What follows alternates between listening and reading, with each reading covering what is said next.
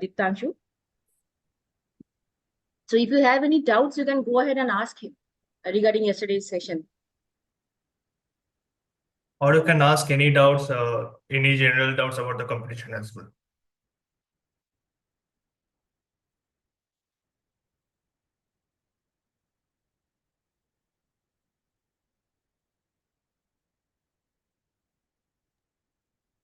Still, we wait for others until we begin the session today.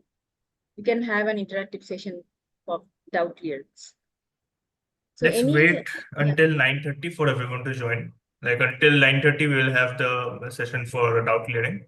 After that, I will start the it's session 10 for now. today. So 10 Oh, sorry, that, 10:30. yeah, Sorry. 10 till 10:15 we will have this doubt clearance session, and then after that we'll start.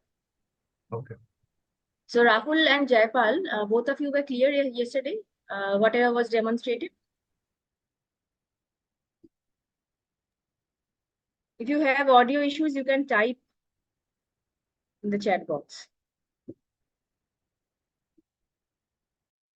Okay. Okay so आपको सब कुछ समझ में आया था जो भी कल डेमोन्स्ट्रेट किया गया था? Ma'am, English, please. Okay, I thought that Hindi will be better. No problem. So I was asking whether everything was clear yesterday, whatever was demonstrated by Diptanshu. Ma'am, I have scheduled today only. The meeting is 15 and 16. Yeah, so to 15th we had the first session and today the Okay. second session. So we have already started yesterday. One session was Okay. there of demonstration. So maybe we'll find it difficult today to follow, but still hang on and try to follow whatever will be taught today. Okay, So ma'am. Jaipal, did you join yesterday? Yes, ma'am.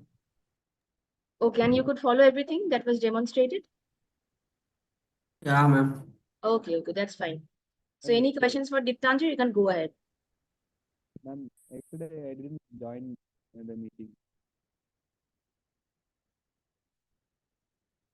Hello. Hello, Rahul. Your voice is a little low. Sir, yesterday I didn't join the meeting. Today only I am joined. Yeah, okay, it's fine. I will go through a quick recap of what we covered yesterday. Okay, sir. Thank you, sir.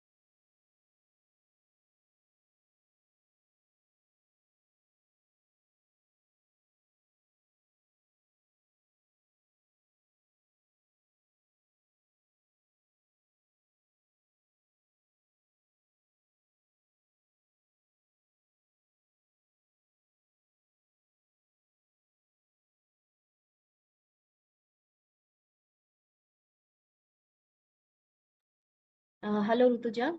Welcome to the session.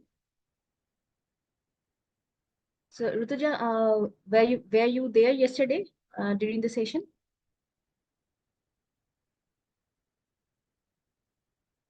Rutuja and Tirtha have joined. So we are having this doubt clearance session now till 10:15. So if you have any doubts from yesterday's session, you can please go ahead and ask Diptanshu. Any general queries also are welcome. So please go ahead. If you have audio problems, you can type through chat window.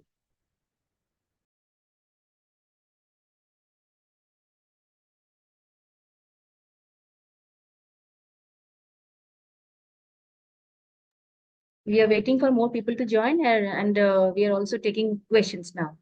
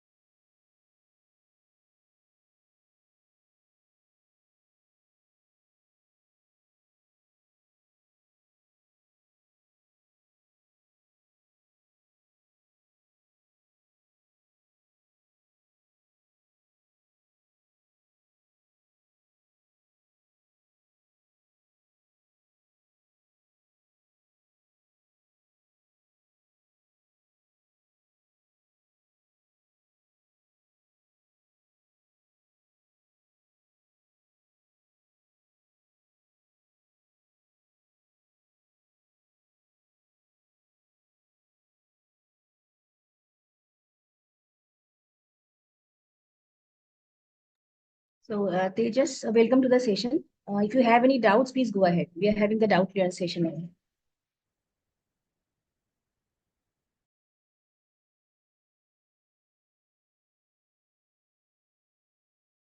So Ditamshu, I think we can start at 10:10 because I can see that all of them have understood yesterday's session and then we can go ahead with to this session. So 10:10, we should wait till 10:10 and then let us start. Yeah, okay, it's fine.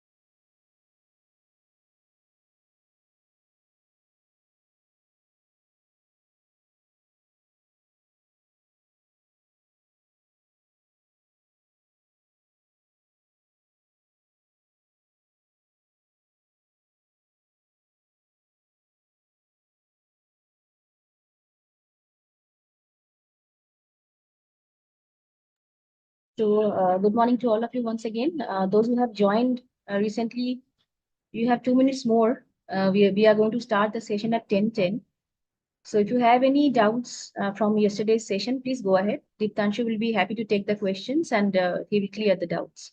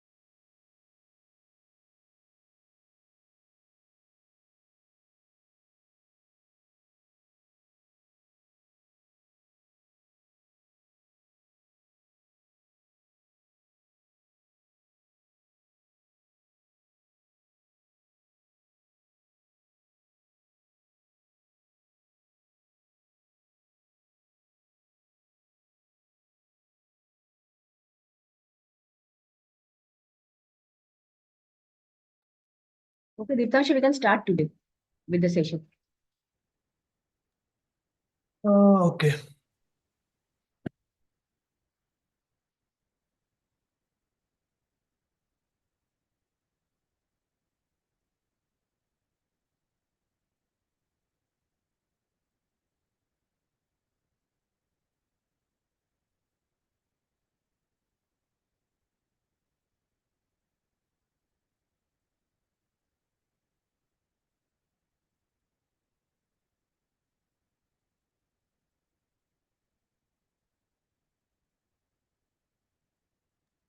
Sir, increase the font size, please. Is this enough? Little bit more.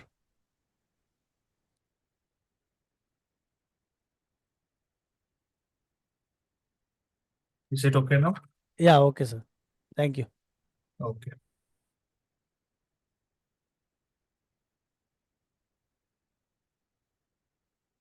Okay, so good morning, everyone. This is where we ended yesterday. So let me just give you a quick recap of yesterday's session. So what we are trying to make here is a restaurant management system, the kind which you see in actual restaurants as well. So let me just demonstrate you our progress right now.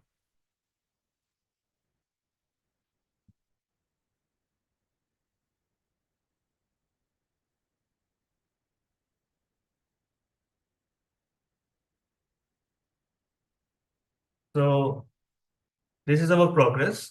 The thing that we are aiming for is that we can see our table layout in our restaurant right here. And if we select a table, then we can manage everything related to a table in our right-hand side panel. For example, if a customer has arrived to the table number 2, suppose, then I can mark the table as occupied and I can send over a waiter to wait the table and get the orders of the table. And yeah, this is our progress so far. We have a main window created right here, and we are adding the functionalities of each of these UI elements one by one. So currently, we can mark a table as occupied, and we can select different table and get the side window to respond to that change.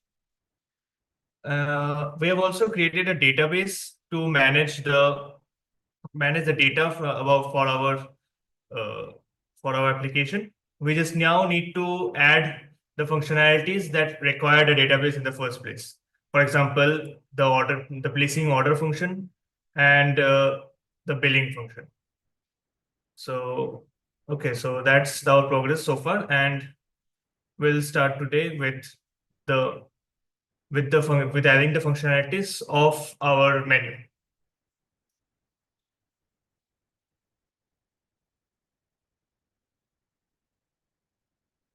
So this is where we ended yesterday.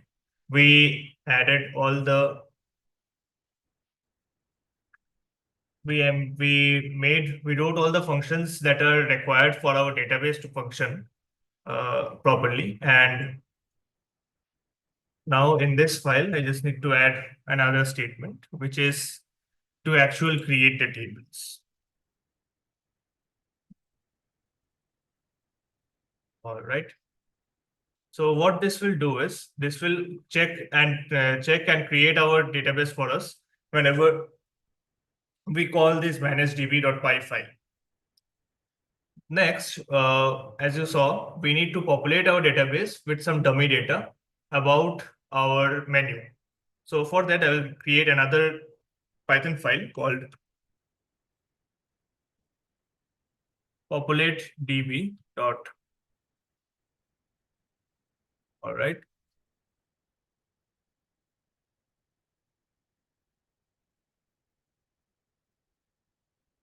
Okay. In here, I will first import the files, import our required function from the earlier mentioned document. So in this one, we will be just adding data to our table. So the function we'll be needing is this one, the add menu item.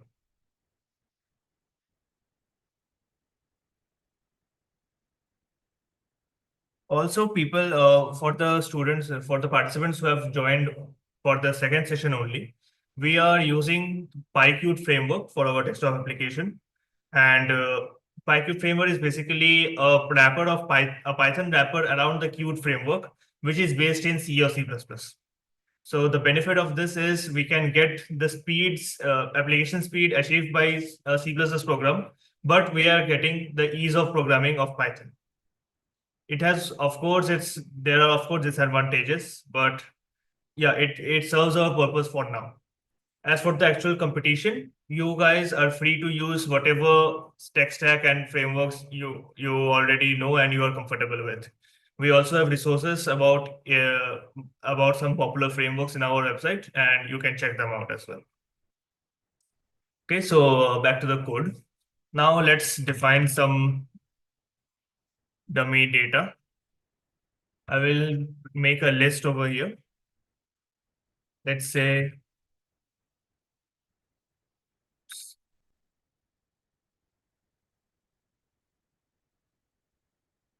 I have a few, let's add a few items for our dummy menu.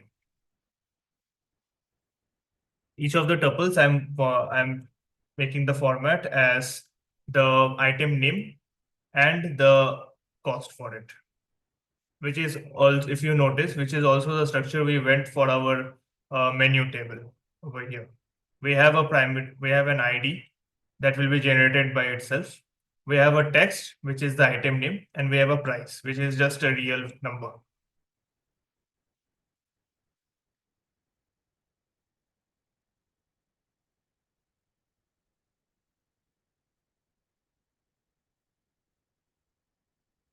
What else? Let's add salad.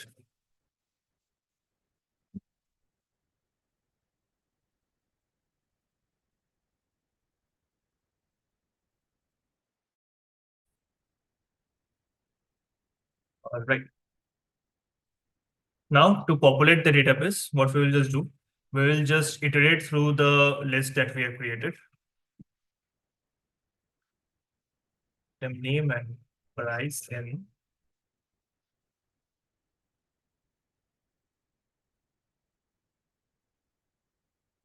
menu item is not available.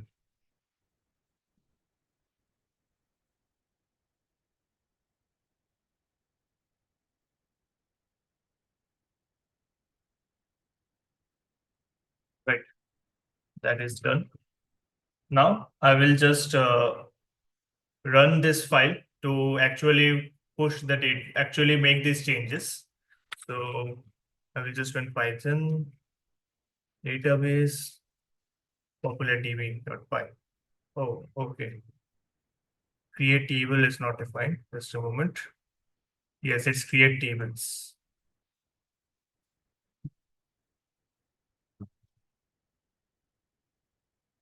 Okay, it is done. And you just saw we have generated a restaurant.db file right here. So if we actually view this in the menu table, you can see actually our data has been pushed over here. So if I just take my file right here, you can see all the items that I have listed here are inserted over here as well.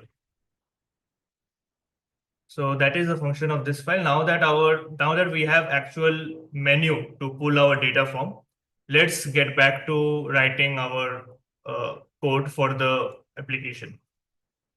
I will just reduce the font size a little bit so that it's easier for me to view the menu, view the code.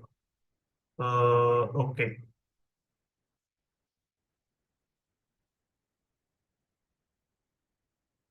Now, currently, what we need to do is first, we need to display all the menu items that we have. So, for again, let's go back here. Okay, so these are our menu items, and we need to display all these menu items over here in this drop-down box. So, for that, what we are going to do is we will go to the views, and in the view.py, we will actually spot where is our combo box widget. So here is our combo box. We'll just rename this one as menu combo box.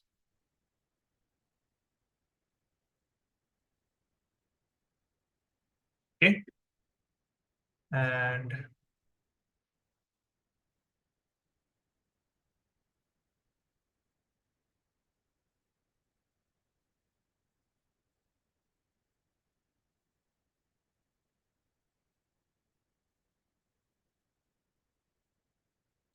yeah. So in our controller, let's add the method to actually load the data into our combo box. So we'll write it as load menu items.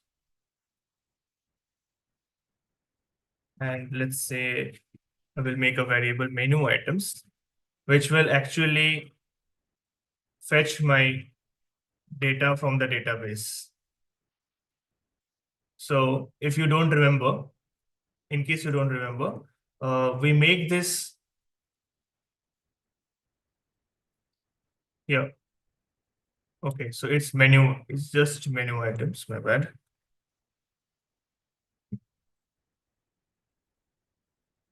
Yeah. So this get menu items method returns all the data that is there in the menu table in our database. So here I have added this method. We also need to import the methods from the file. So from database dot managed DB import start. I will import all the methods because we are going to use them, most of them eventually. There. And every time we pull it, I will just clear the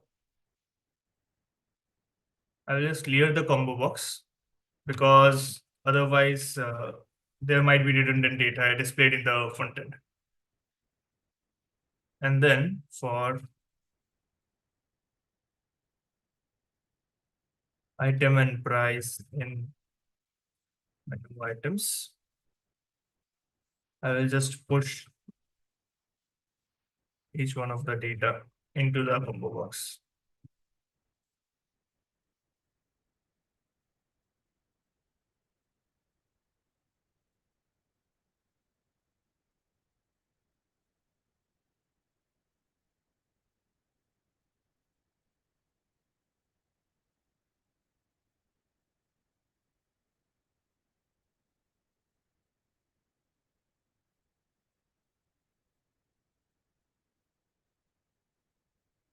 Now you might notice, in spite of writing this string right here, I've also provided this tuple over here. So if you see into the constructor of this constructor of add item, if you see into the parameters, you can see first it asks for a text right here. It asks for a text to display, and then it asks for user data. So basically, the text is this line right here, and that as for the data, we're passing the same actual data, so which we can reference later on to calculate the values and all. So this is done, and I just need to call this method right after our combo box is created in the front end. So for that, we will go back to this view.py and just a moment. Yeah, we need to call this method.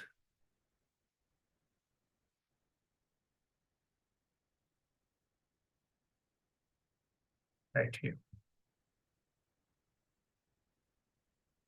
So after our combo box is created, we are also populating our combo box with the items. Let's run this and check this out. And you can see we actually have data in our combo box right here.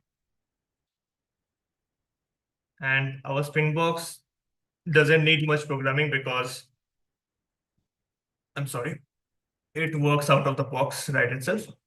Next up, let's program our table and the add button. Let's program the add button first. So let's check if there's any doubt. Do we get any certificate upon completion of this workshop? Okay, so no doubts regarding the programming. Praveen, we will get back to you on your doubt later on after the session is over.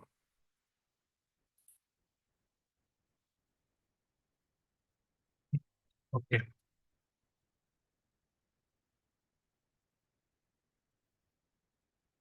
Okay. So next up, we need to program the add button. So once again, we will need to go here and check which button we need to program. And it is here because I can see the label add being written here. I will just change the variable name to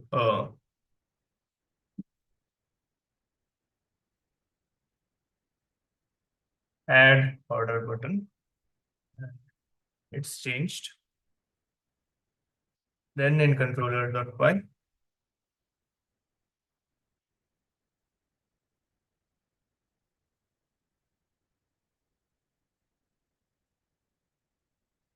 yeah, in controller.py, I will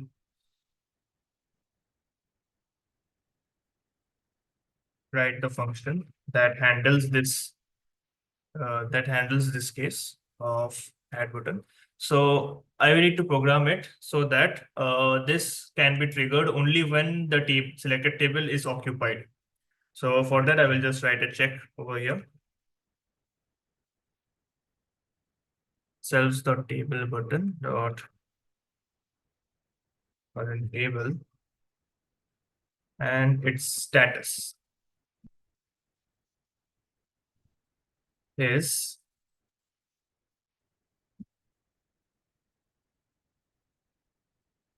so only when a table is occupied, I can actually add an order. So I'll just add a print statement for now. Order added. Else, I will just give a print statement that table not occupied.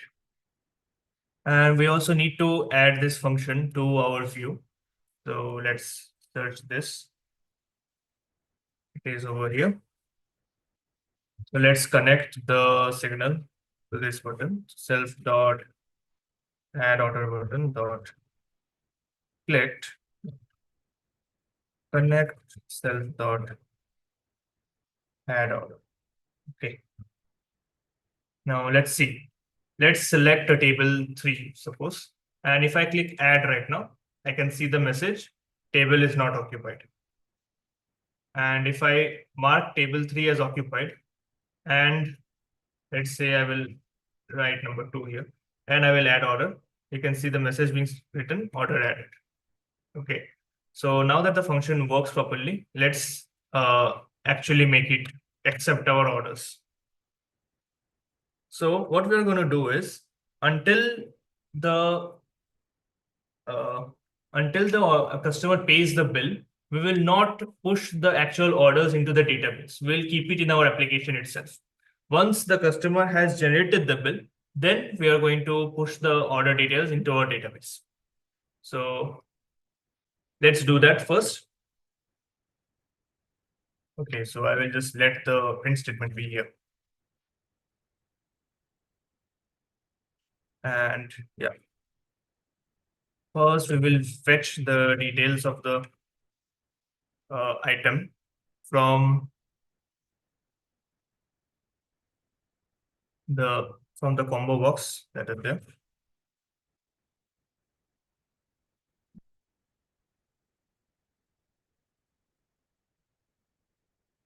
So the current data function gives us the current selected data in the combo box. Next, okay.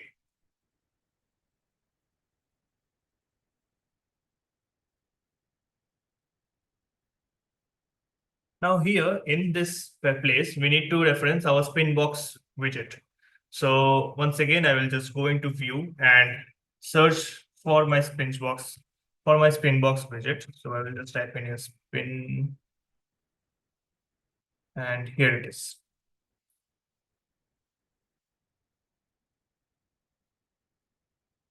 Okay, instead of Spinbox, right here, I will add it order quantity. Yeah, that is better. And over here also, I will mention it in order quantity. It was the same, right? Yeah, it is the order quantity dot fetch. And I will calculate the total price as item price into. Now here I will put a bunch of statements. So the first one being, I will just check if the current item is already there in the order or not. So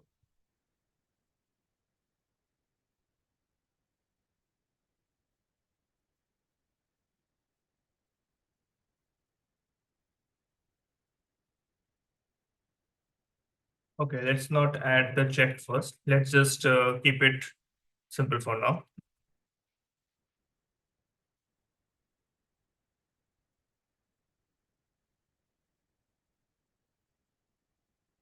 So what I will do is, remember the table orders dictionary we created before over here. We are going to use that to keep a record of all the orders that has been placed in each table.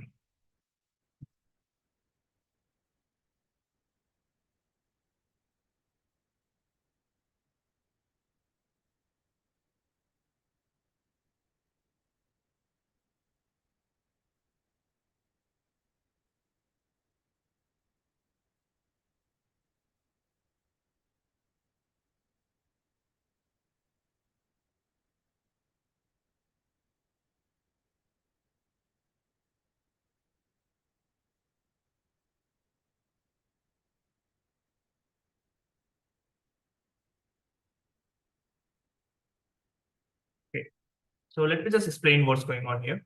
So in this table orders, first I'm getting the current table number, and then inside the current table number, I'm getting the items dictionary, which is inside this items dictionary, I will have another dictionary that stores the data for each item that has been ordered. So there is a lot of nesting going on here. So the current table orders being the main dictionary.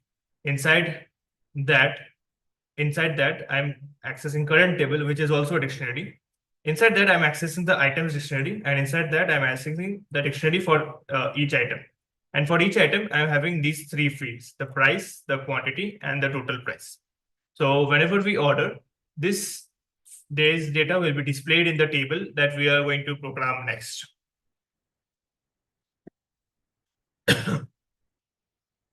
Okay, and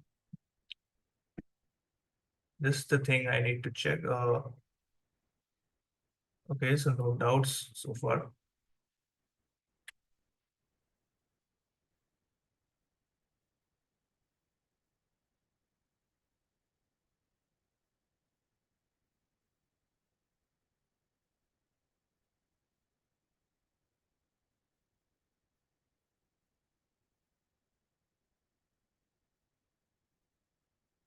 Yeah, I also need to change something. Yeah, in this mark occupied file, I also need to set the set the dictionary for the table orders dictionary.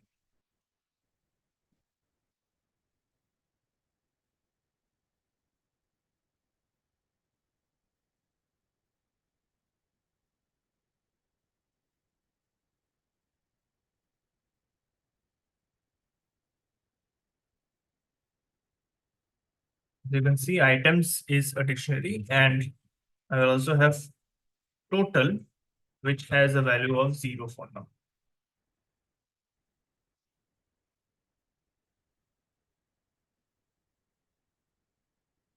Okay.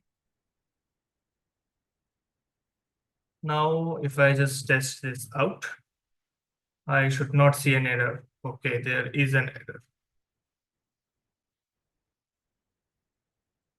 Okay, yeah, because I have not selected any table yet. So if I just select it, yes, there is no errors. Okay, cool. Now, before we can see this in action, I will have to create the model. I have to create that model for the table first. So let's move on to the program for the table.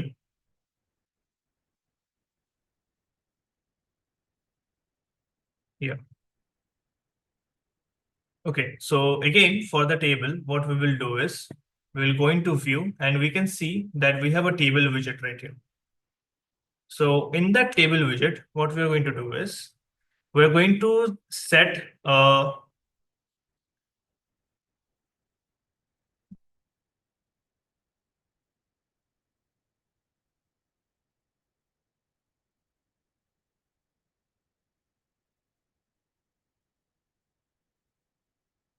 we're going to set the columns that are going to use right here. Okay, so yeah, we are not setting it here. That's interesting.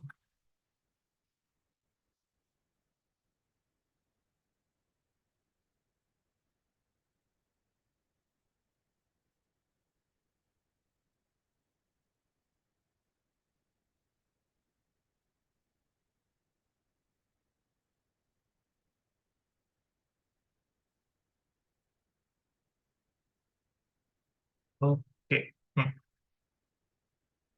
So what we're going to do here is inside this view, so we have the table widget right here. So in this table widget, we are going to define that we will use 0 columns and 3 rows for now. Yeah. And we will just change the name of the variable.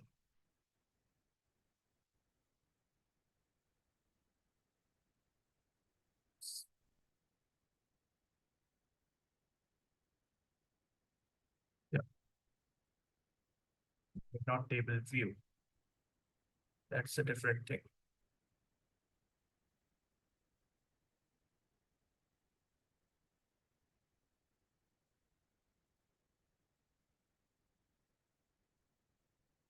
Okay, table widget. We are going to change the name of this variable first.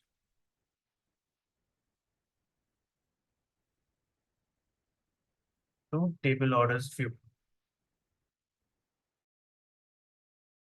Sorry. Yeah, it's better. So that makes it easier for us to access this particular variable later on. And then let's define a function to actually manage the data in this table. So let's name the variable. Let's make the function as update table orders. So we are actually updating the orders in the table. And yeah, let's see. So first we will just use the case that if the current table is available on occupied. So self dot table buttons.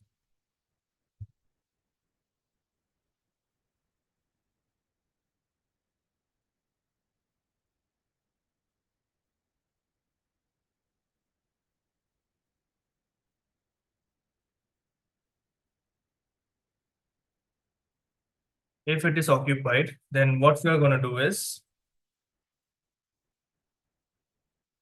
we're just going to clear the table view. And we're going to set the row count as 0.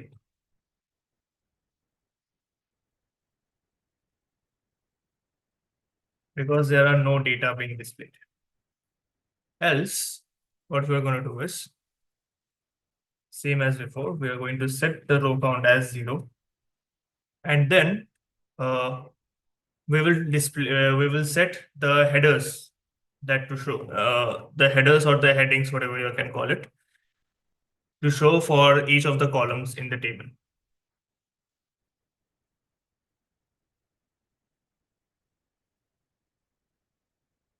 So the method used here is set horizontal headers. Sorry, header labels. And it accepts a list. First element being item, second element is quantity, and third element is total price. Now you can set the horizontal header levels in the view.py as well, right after this one. But I prefer it over here because of another reason. You guys are free to do whichever approach you want according to your design choices. But I prefer it in this way. So then now we will insert the data into the tables one by one for row, comma, item name, comma, data in. I will use the enumerate method.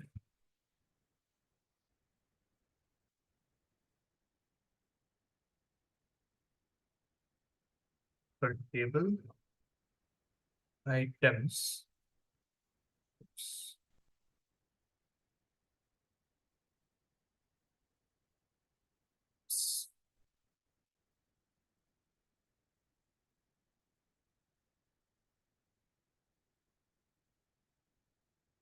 Now, what I will do is allow this to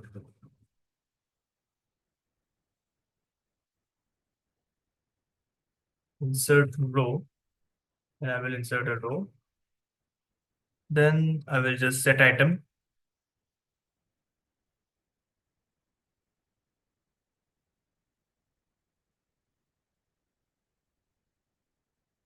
Set item used to actually set what item I want to display in here. And I will use the queue table widget item right here.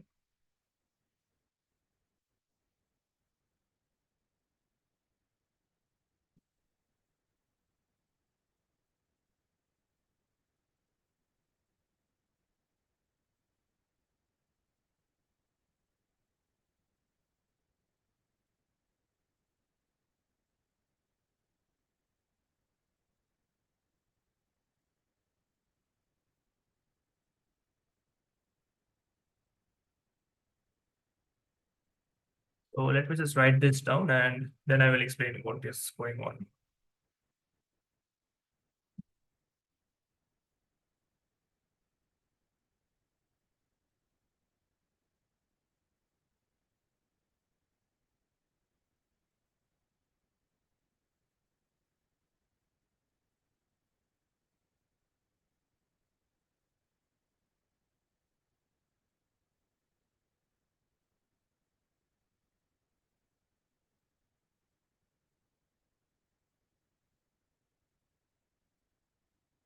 I will just copy this string from here.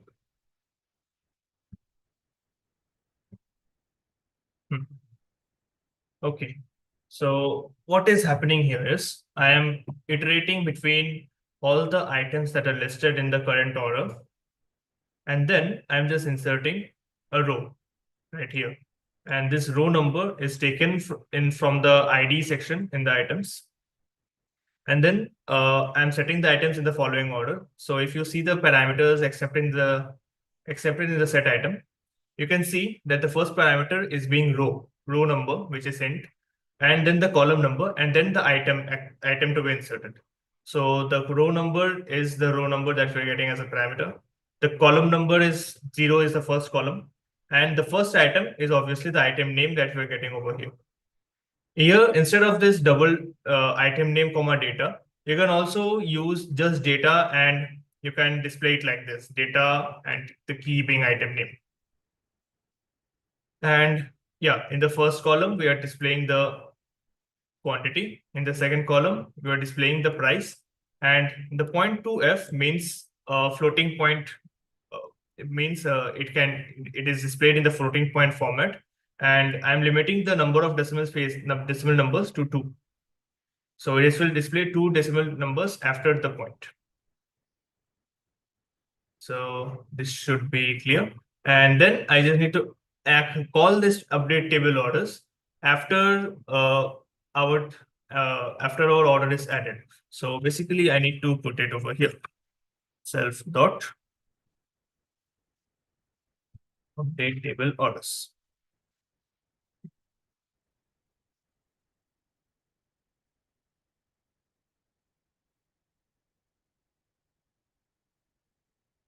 Yes. And why am I getting an error? Okay. Yeah, this should do it. And another place I need to display this is over here in update table window, because this handles the change in state of each of the tables. So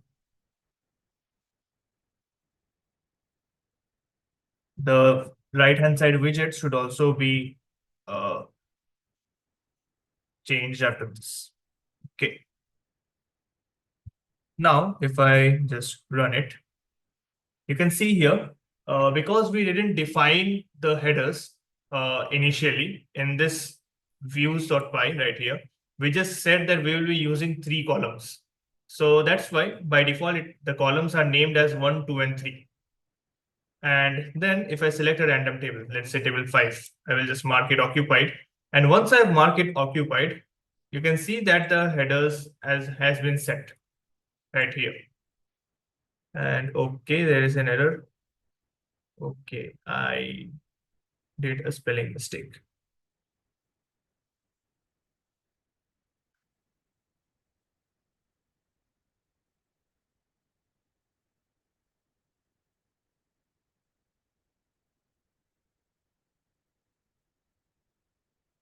Okay, let's get back to that. Okay, yeah. So once that it is marked occupied, let's say I will just add some order. And if I just add it, you can see that this order has been added over here. So pizza, item name is pizza, the item quantity is 5, and the total price being 64.95. If I just add something else, let's change the quantity. See, it is being added. So that's fine. Next up, we need to update this. We need to program the place order button. So the place order button, what it will do is it will just change the state of this table to ordered. So that means I can add any more order if I want, or I can finish and build right there. So let's do that right now. Are there any questions in the chat? Okay, there are no questions. So while in this while the session is going on, if you have any questions of any sort of, just put it in the chat box, and I will address it whenever I have time between writing the program. So are there any questions so far? I see that some new participants have also joined. If there are any questions, just let me know. You can just raise your hands and notify me.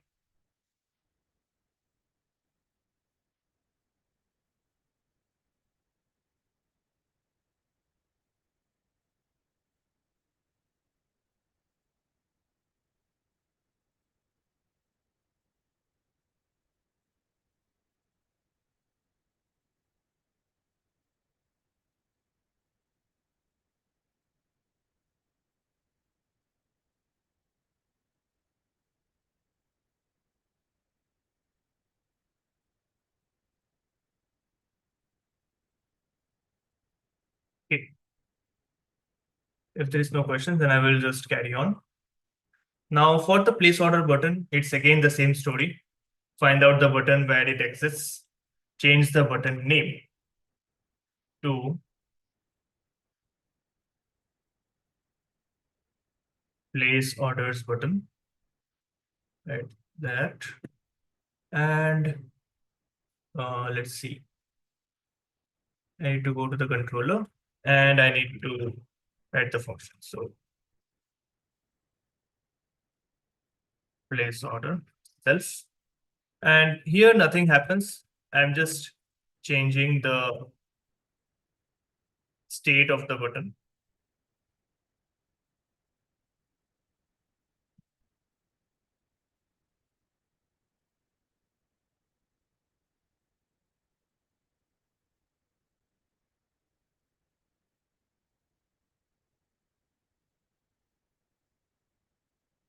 And then once the status has been changed, I will just update the window once more to reflect that changes in the window as well. And in the view, in the place orders button, I will just go up and here it is. I will just add the function in the signal.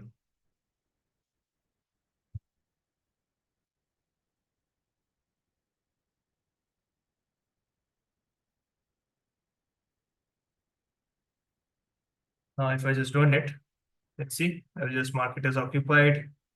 Let's select something, let's say 5 burgers. And if I place order, okay, nothing happens. Huh. Did I do it correctly?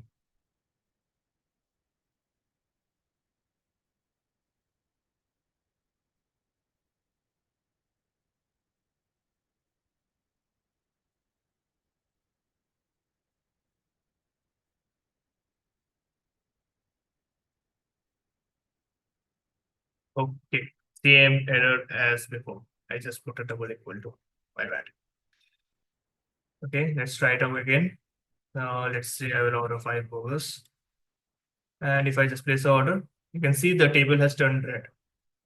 So the red table means the table has already ordered something. And if I want, I can add some order. Okay. So I need to change that state over there. But other than that, yeah, the order has been placed and the customer can build their order if they want. So once the order is built, I want two things to happen. Sorry, three things to happen. One, the the items in the table over here should be pushed into our database. The total sales that is written over here should be updated, and the status of this table should return back to available. Before that, I will just change the add buttons requirement. So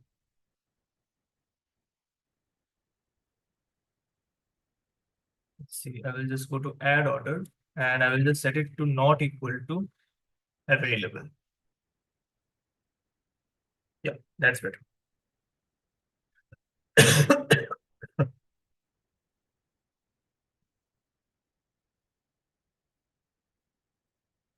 let's check it now. We mark it ordered. We add one pizza. And if I add two pastas and I will place the order, it is now red. Now, if I want to add two soda, yes, I can add that too. Okay. So this is working clearly. Are there any doubts? No doubts. Okay. If I'm going too fast, just let me know. So I will just assume that you guys don't have any problems so far. Okay, I will move on to the next part, which is basically the final part for this tab. Okay, so the finish and build function. So again, the same story. I will go to the view. I will find the finish and build button and rename it to generate build button. Okay. Then over here,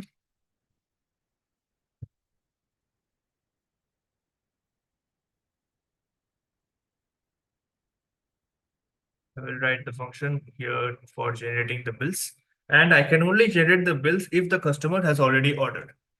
So if dot table buttons, self dot current table, and status is equal to self dot stable status dot ordered. Yeah. Okay. Now, I will just now here's the thing. If you see our database right here in the orders database, we actually don't have any place to accept multiple items. So what we will do is we'll convert all that items into a single text line. While you are making this app, you can design your database in such a way so that you can accept multiple items against one primary key. In my case, I think it's better to, for me, it's better to convert everything into a single text. So we will do that first. So let's make a variable items string, which is basically, I will join everything with the semicolon. And in the join method, I will just make a list. And let me just write it down and then I will explain it.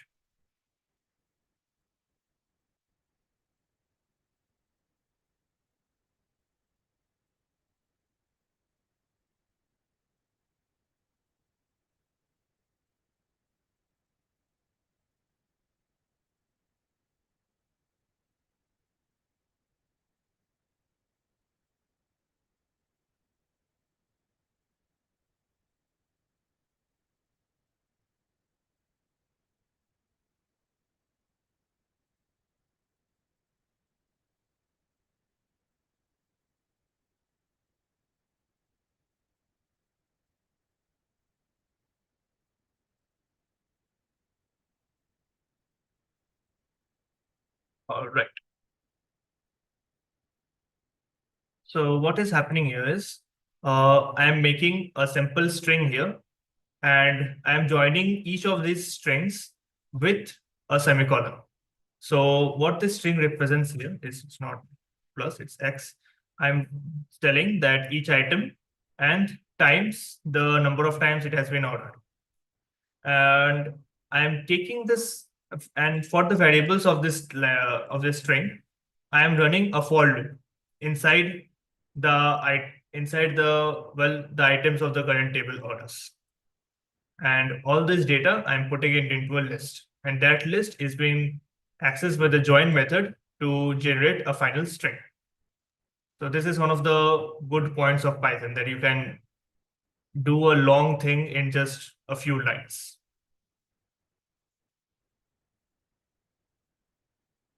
Then I will just calculate the total amount of the order. This total amount is not to be confused with the total amount inside our data. That inside our data, the total amount is for each of the items. But in this case, the total amount is for the entire order of the table at the same time. So for this, I will use the sum method. And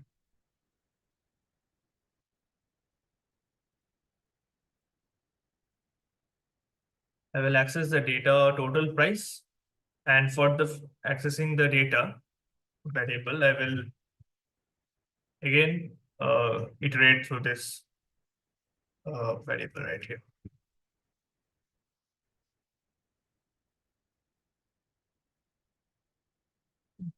Okay, this time I don't need items, I need just values. So if you are not aware, the difference between items and values is the items returns a key value pair, a key value pair. So it returns something in the format of keys and a value. Whereas this one returns just a value for each element. So this one is a list of key value pairs. This one is a list of just the values. In this case, each value is a dictionary in itself. So that's why we can access the data, total price inside of data. So once we have got that, we will just use the method store order that we have wrote inside our database file. We will write the current table number, the items string, total amount, feedback we will leave empty, and for the ratings we can give 5 because we are hard coding it and we are not and we are not making a dialog box for accepting a feedback and remark right now. So when you guys are doing this yourself for your learning, you guys can add all those features by yourself. Then we will call the method update earnings. Okay, so yeah, that's for later. Just for the reminder, I will just add the method here.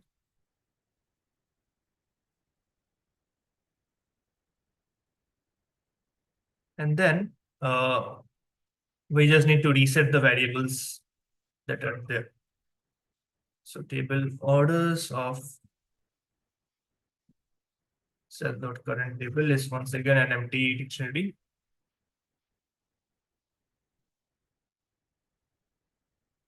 Self.table buttons of self.current table and the status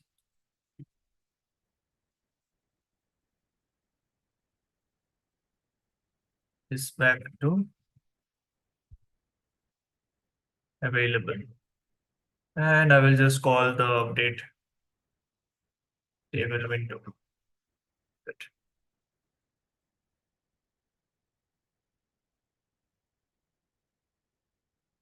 Yeah, that settles it.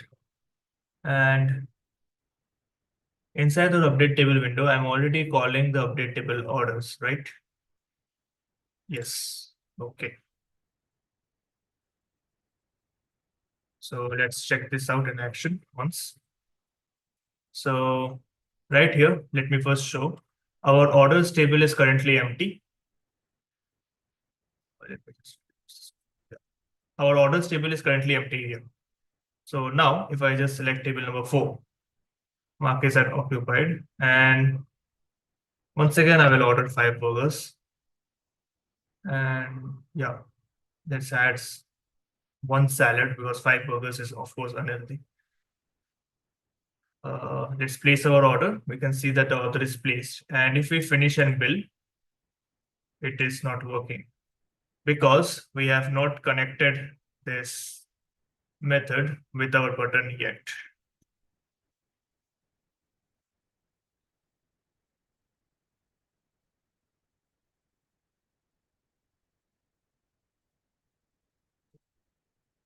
Let's connect this.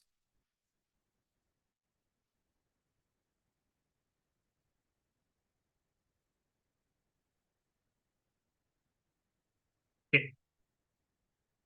Now that it is connected, it should work. So once again, table number 4. Let's see. I will order 4 pizzas and 1 salad. And I will place the order. The order has been placed. And if I finish and bill, it is done. So you can see now the table is empty right here. So the table data has been reset. The status of the table 4 is also been reset. And if I check my orders menu, orders table right now, there is nothing.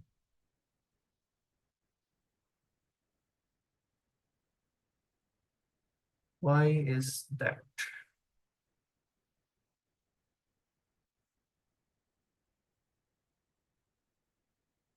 Review stored order. Yeah.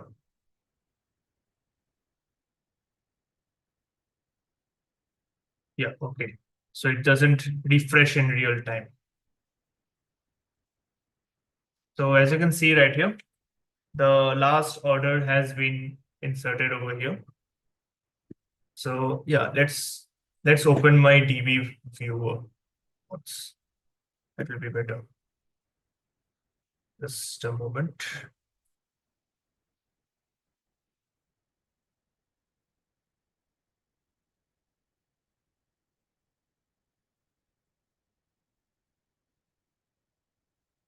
Okay. Browse data, not menu, orders. So yeah, you can see here that this one order is here. Let's do another at table 8. Let's mark it occupied. I will say 1 pasta and 1 soda. I'll just place the order and I will finish and bill. So now if I just refresh it, you can see at table number 8, 1 pasta and 1 soda. It was ordered at exactly at this time.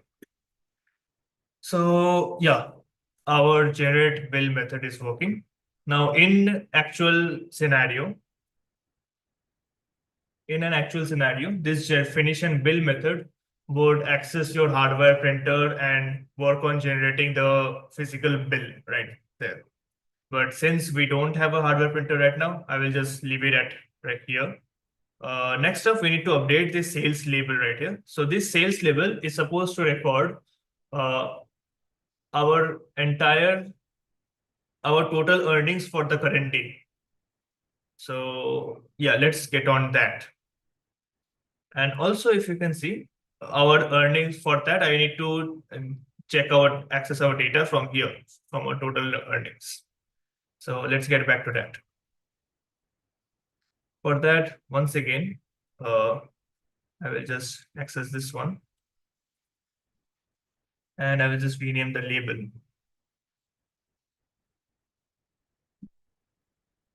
Earning label. Just rename it like that. And remember this method that we have mentioned here, update earnings. So I will just, let's define that method right here.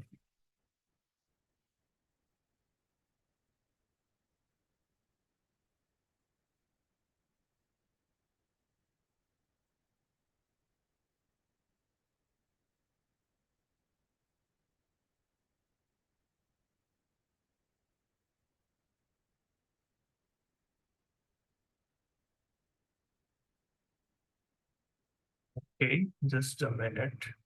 So update earnings is apparently a method that we already created here. Yeah, this one. Okay. So we don't need to rewrite the data every time. We just need to uncomment this and we just need to feed the total amount in here.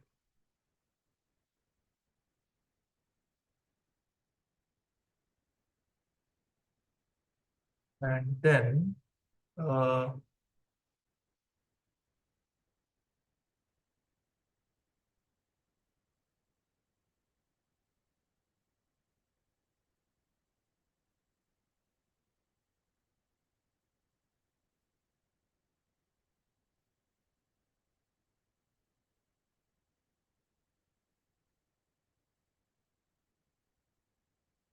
okay.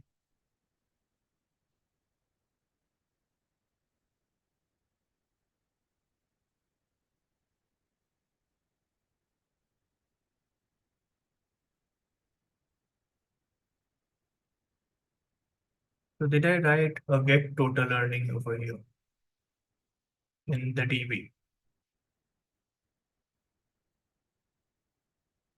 I haven't. Okay. So I will just write that right now.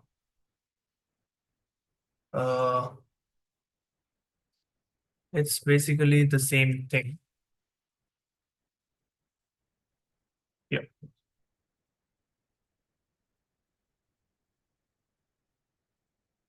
Just a moment.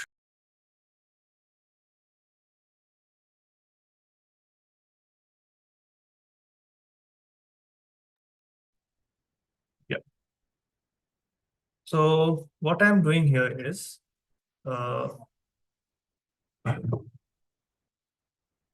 yeah. What I'm doing here is so in earlier yesterday, I had wrote a method to update the earnings table, but I haven't wrote a method to get the value from the earnings table. So right here, I have the method right now. So from the earnings table, it's just as simple as running this SQL command. Select total earnings from earnings, where date is current date. So SQL has this variable current date by itself, uh, which just places the value as the current date. And we can just fetch the result from there and we can return the result. Okay, I see someone had raised a hand.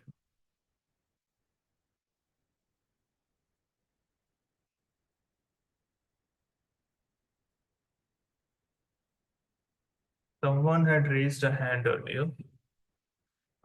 If you have any queries, you can write down in the chat box right now. I can't see who had raised the hand earlier, but okay. Any questions you guys have right now? You can just write it down in the chat box.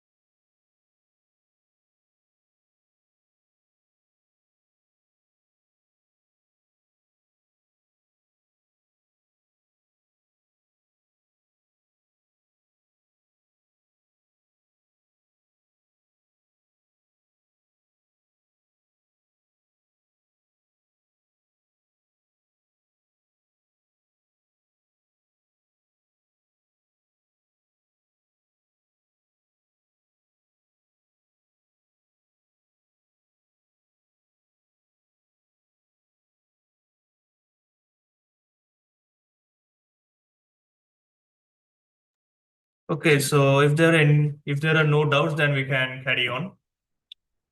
Okay, so now we have a method to push our total earnings, and we can also get our total earnings right here.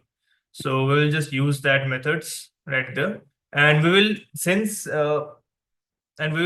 use those methods in this method itself, update table window, because this method is supposed to okay, so this method is supposed to detect the changes and update whatever is there in this in this window itself. So since this label is also inside this window, we'll just add the methods over here. So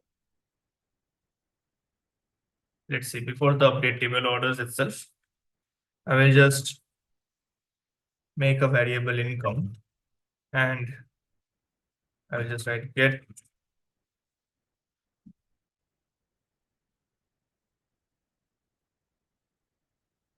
get total earnings, and then self dot. I think I have made a level. Yes, earning level. You know what? Let's change the name as well. Self dot earning level dot set text. Set text, and again the format right here.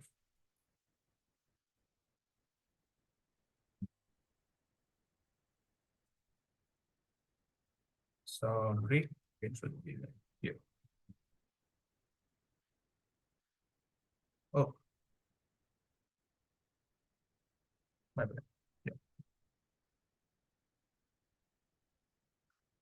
Okay, now this should work as intended. So as you can see here, it has changed whenever the view is updated. And in table 6, if I just place an order, let's do one pizza. And I'll just place the order has been placed, and finish and bill. So you can see the earnings table must have been updated now. So let's check. Yeah. You can see for today's date, I have an earning of $12.99. And it has been reflected over here as well. And the same order data has been reflected over in this database as well. So that basically marks this part of this window as complete.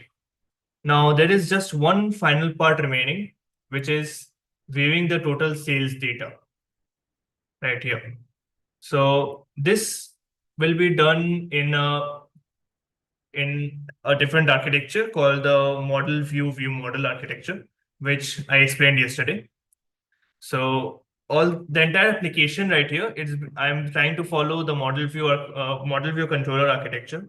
So you can see that I'm separating the view first of all right here, and this file I've literally named it controller because it controls all the data that has to be displayed in the view, and the data itself, which are the models, that is handled by this file right here, database. Okay, so now that that is clear, we will next move on to another kind of architecture called the model view model architecture, which I'll be using to display the entire sales data in a different tab. So before that,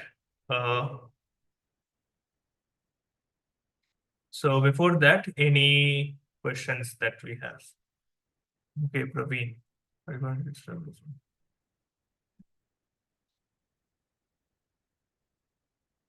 Praveen, just to inform, we don't have anything that you need to download or anything. We have just gone through the basic methods and basic information about desktop applications. And there are no such PPT slides or PDFs for that you need to download for previous lectures. As for the certificate query, I think Pile ma'am will be better equipped to answer that. If there are any questions about the session so far, you can feel free to ask. We'll take a break for 1 to 2 minutes before I jump to the next part.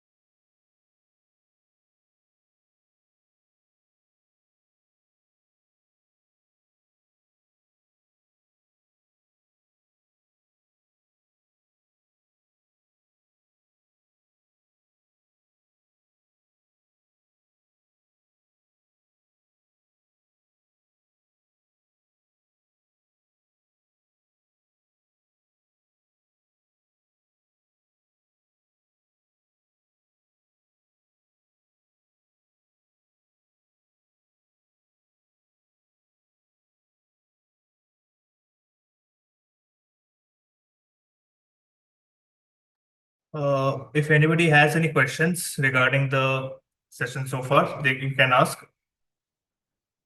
If nobody has any queries, then I will move on to the next part.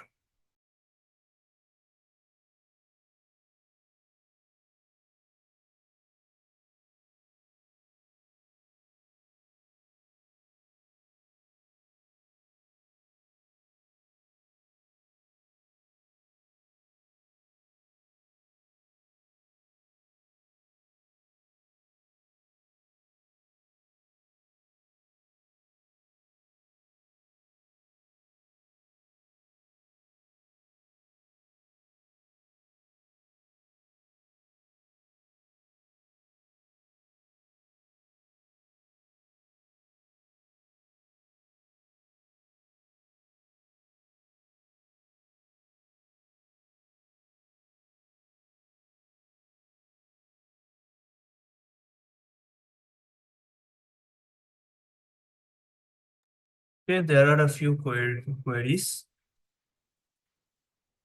In real time, do we want to code the earning tab and would there be reduction of tax? Yes, you need to calculate, you need to keep a separate code for calculating the taxes and everything, the GST and everything, all the data that is required for printing out your receipt. So all that data, you need to keep it in the earnings table as well. So basically that earnings table will be used for your accounting stuff. And if you want a detailed view, you can use that order tables to check whatever the orders are have been received, and basically to do inventory calculations, you will use the orders table. Do you give the zip file of this project?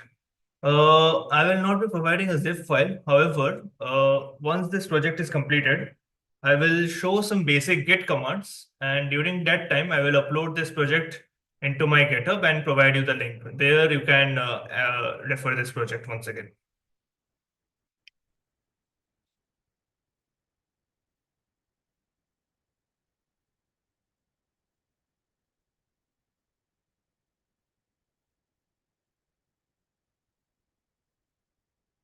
Okay, I hope there are no more queries so far. So yeah, if there are any more queries, just keep it in the chat box. I will get back to it later on. Now to the next part. Let me just, okay. Yeah.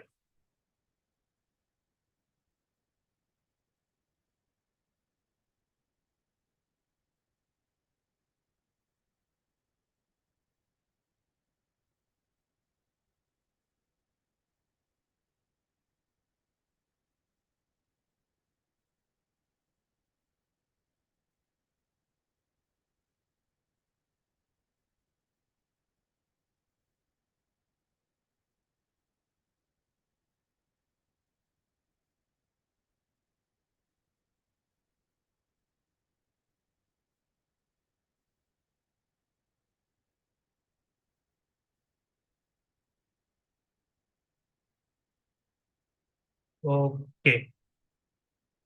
So now there is a, yeah. Now we need to populate the data inside the second tab, which is here, the sales data. So in here, for now, I am just displaying the orders table right now. You guys can, of course, add more filters of your choice and customize this view as you wish. You can refer the documentation of PyQt for the same. For now, I will just display the sales data in this tab. Okay, the sales data as in the orders table in the database. So this table basically, so that you don't need to go into a separate database client, database viewer to view this data. So what we will do is we will point out the actual table view widget right here.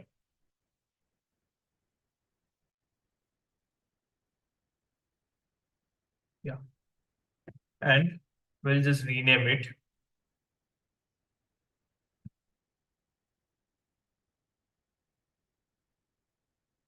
sales table. Okay. And how this works, how the table view widget works is, so as I've seen before, we also had a table widget.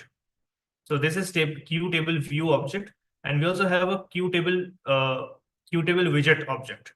So for the queue table widget, what you guys did was you guys can set each data one by one by the controller itself. So that is how the that is how the queue table widget works. It takes in input as in the form of queue table widget items. But the queue table view, what it does is it accepts a model, a pre-built model, and uses that, and the model automatically detects the changes in the table and displays the data in the front end. So what we will do is first,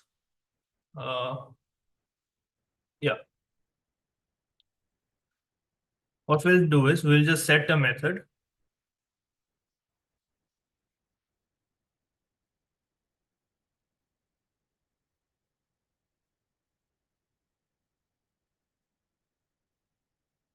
Let's say sales model. Okay. So we are just setting the model for this table as self sales model. And in the controller, we will add the method that is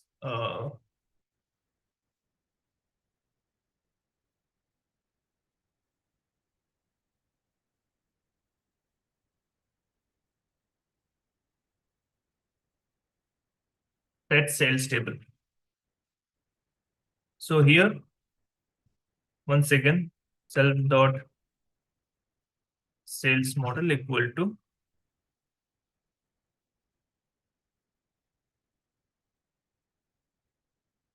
get sales model. So this method will basically define and fetch the data from our SQLite database and make the model that will be fed into our table later on. So since this concerns with the backend, with the database, we are going to define this function inside our managedb file. So right here, I will write define get sales model, and I will import a few more things right now. Yeah. So I will just use QSQL database, QSQL query, and QSQL table model. So what it does is PySide has its own methods to connect with the existing SQLite database and just create a table model by itself if you're using a SQL database by default. So that is way more easier than creating a table model manually, because Python is doing this for you. Oops, I forgot the def keyword. Wait a minute. Yeah, I need to write it here. Sorry. Yeah. Then let's make a database object.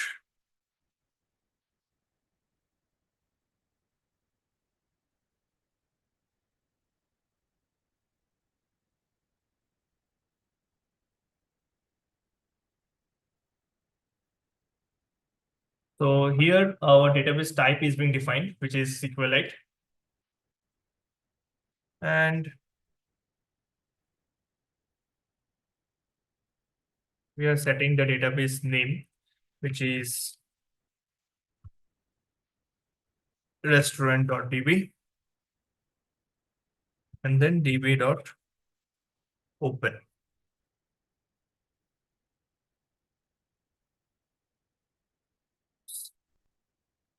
Now, once it is opened, I will make a model variable, which by default will be empty, is equal not database, is equal table model, none, and second parameter being db. So basically the first parameter is parent and second parameter is the DB that we're going to use. Sorry, it's going to be DB and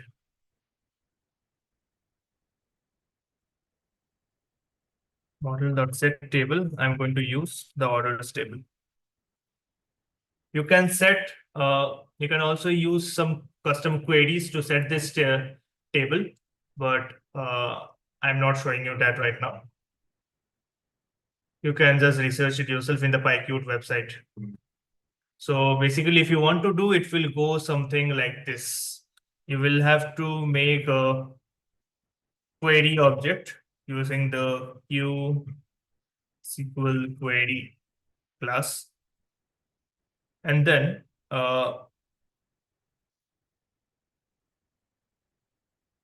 in the query.exec method, you need to enter your query here.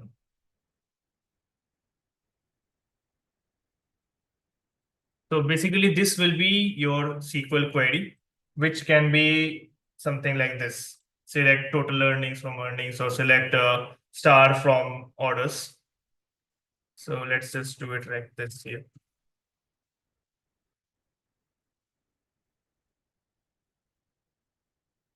Select star from orders. And then in the model, you can set the query like this. So I will just comment it for now because we are not using it in our project. We are just selecting the whole table at once. So I will just select everything in the model and I will return it. Okay, so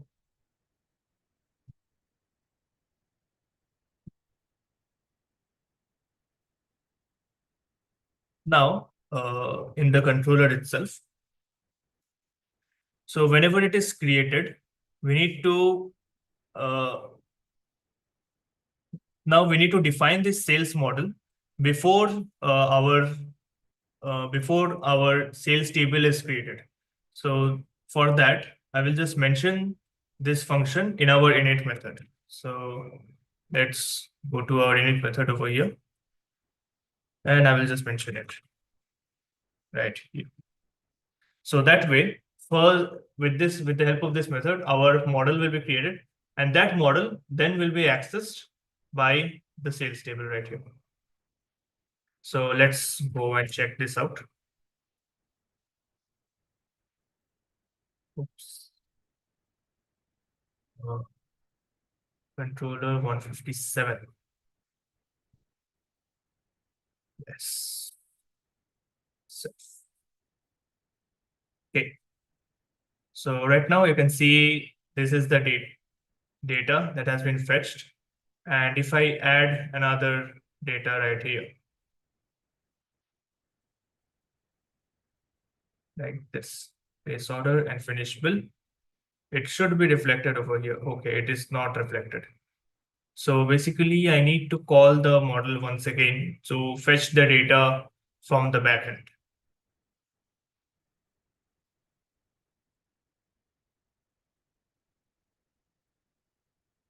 So for that, whenever I'm updating the table orders, not table orders, sorry, whenever I'm generating the bill, I will just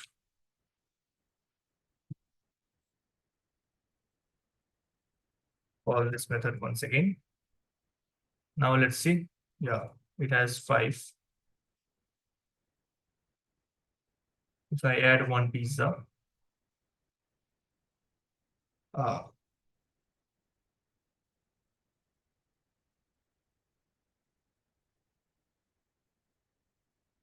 okay, so a connection is already used and it has some duplicate connections. So basically, it has some issues with real-time loading over here. So you guys can figure it out how to make it work. Maybe a button that will be useful that calls this method whenever it is clicked. So that I will leave as a work for you to solve. So with that, basically this project is completed. We'll just close this window and yeah, this, so the restaurant order system is basically completed and it is working. So any doubts which you guys might have? Let me know if you guys have any doubts. If you have no doubts, then I will move on to the Git and GitHub basics.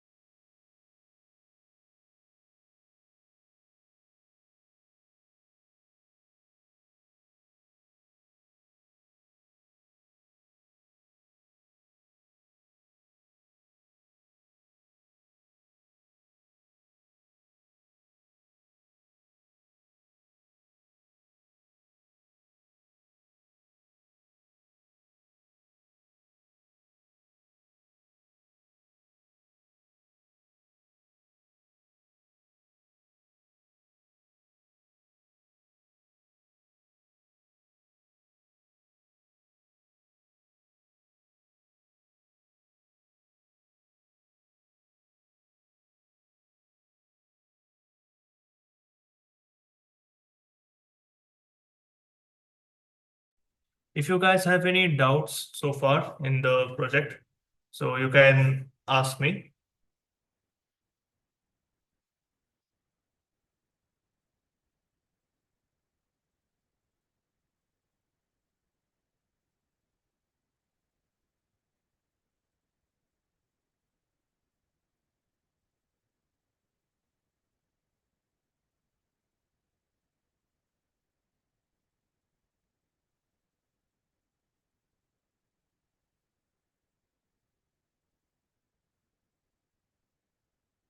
Are there any queries?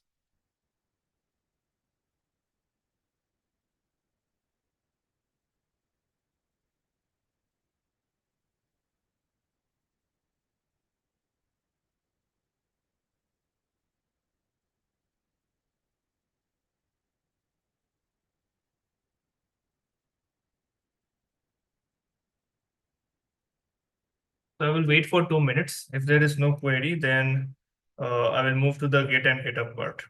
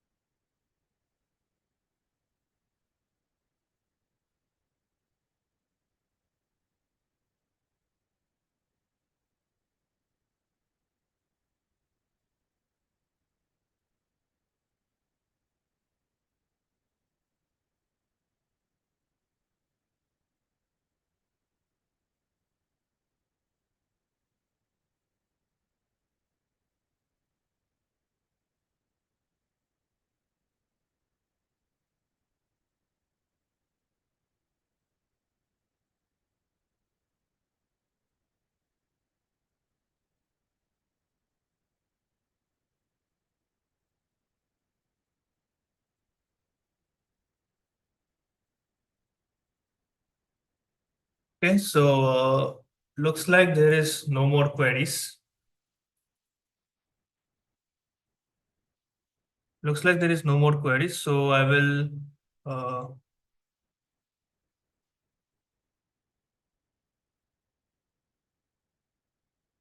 okay, I will just move on to the Git and GitHub part.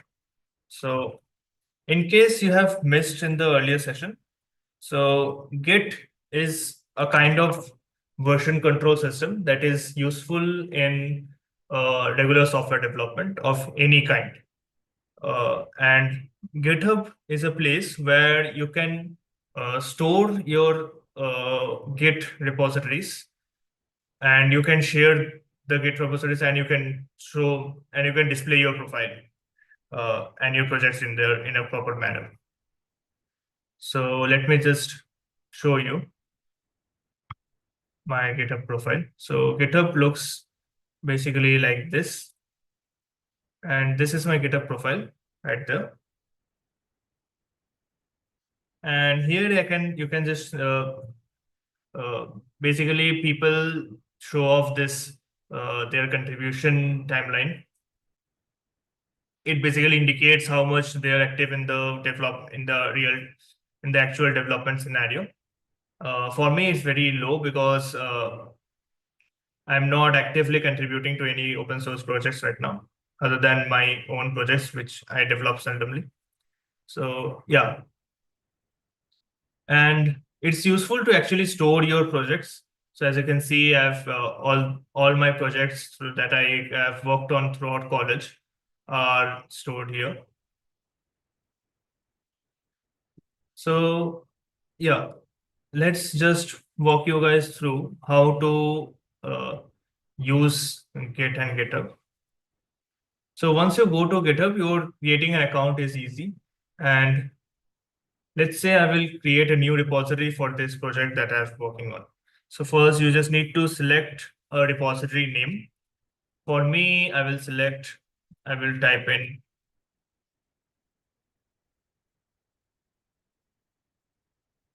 PyQt6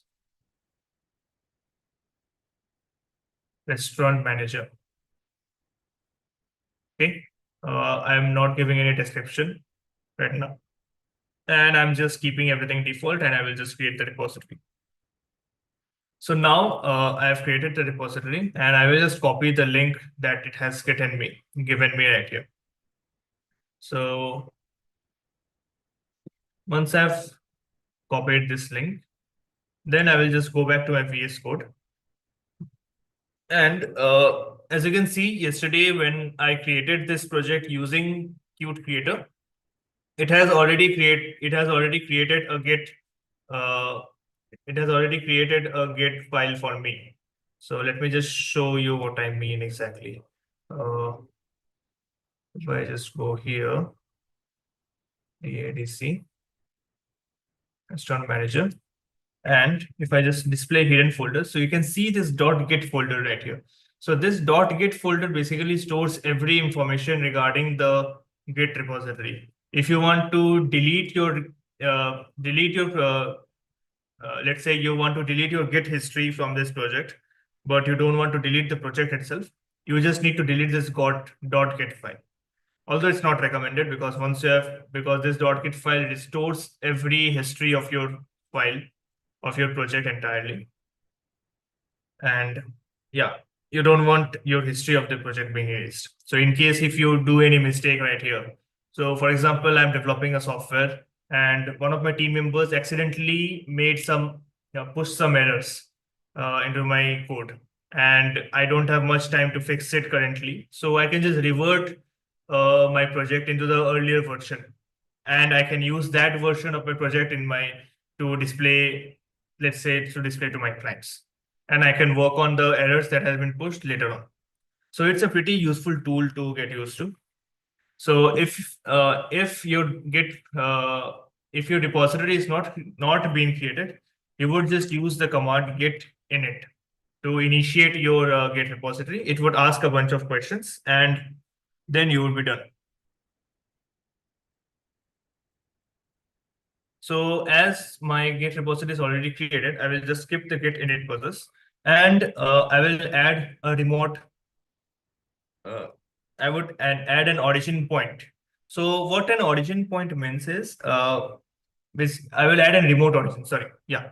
So what remote origin means is, this repository right now currently sits in my local computer, and if I want to link this repository to some online service like GitHub, then I need to set a remote origin for that. So for that, I can just run this command, get remote add origin, and I can just paste the link that I have copied and just enter. And then my remote origin has been added. Now,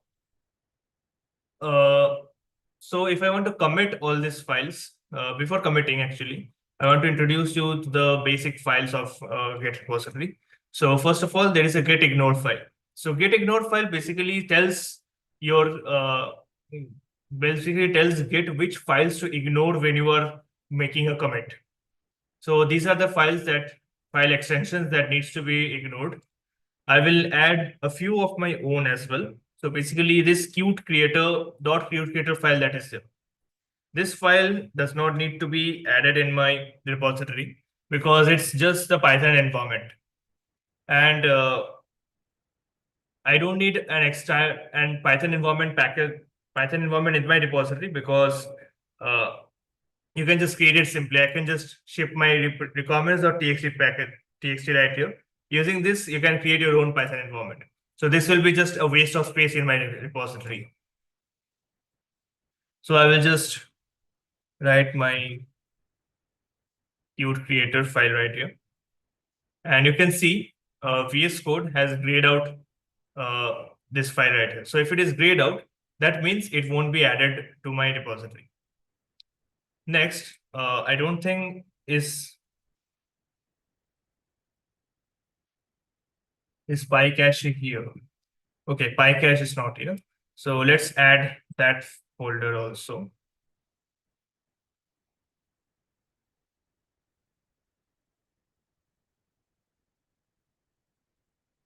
And also .VS Code.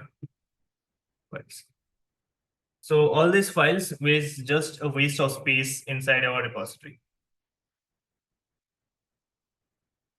So these files are actually useful. So I will just include it. Another thing that is actually necessary is a README.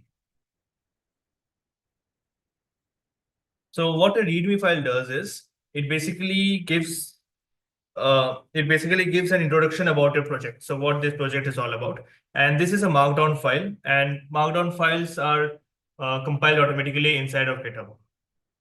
So let's say I will just use Copilot right now to generate. So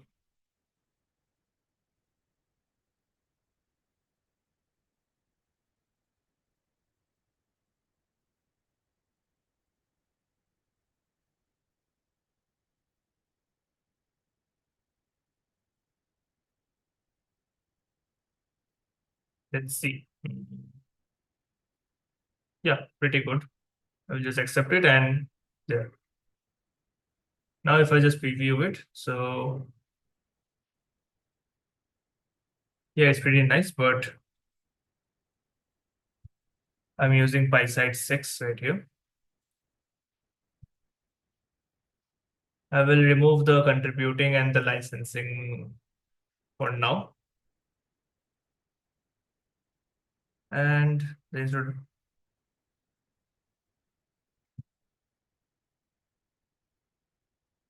for the usage, it will be using Python main window.py. So other than that, it's all cool. This looks good. So this README file is basically necessary because if this file is not there, then anybody who is viewing this project of yours will not understand what this project is all about. So for example, if I show you one of my actual README files, there is a lot of ways you can decorate your README files, by the way. And as a suggestion, if you are planning to display your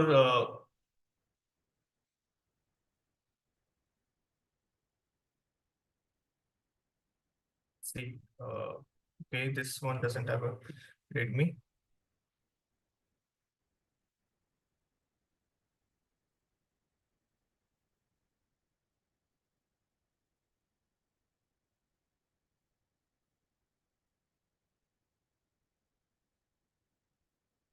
Yeah, okay. So this is one of my projects from earlier in college. So this is a basic README file right here.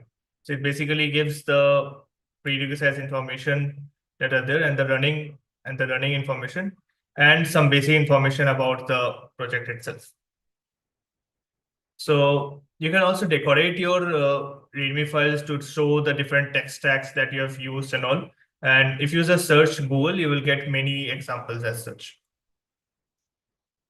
So if you're using your projects from GitHub in your portfolio or in your resume, it's always suggested that you decorate your README files because that's how an third-party person will judge your projects. So once this is done and you think that your project is ready, you can just use the command.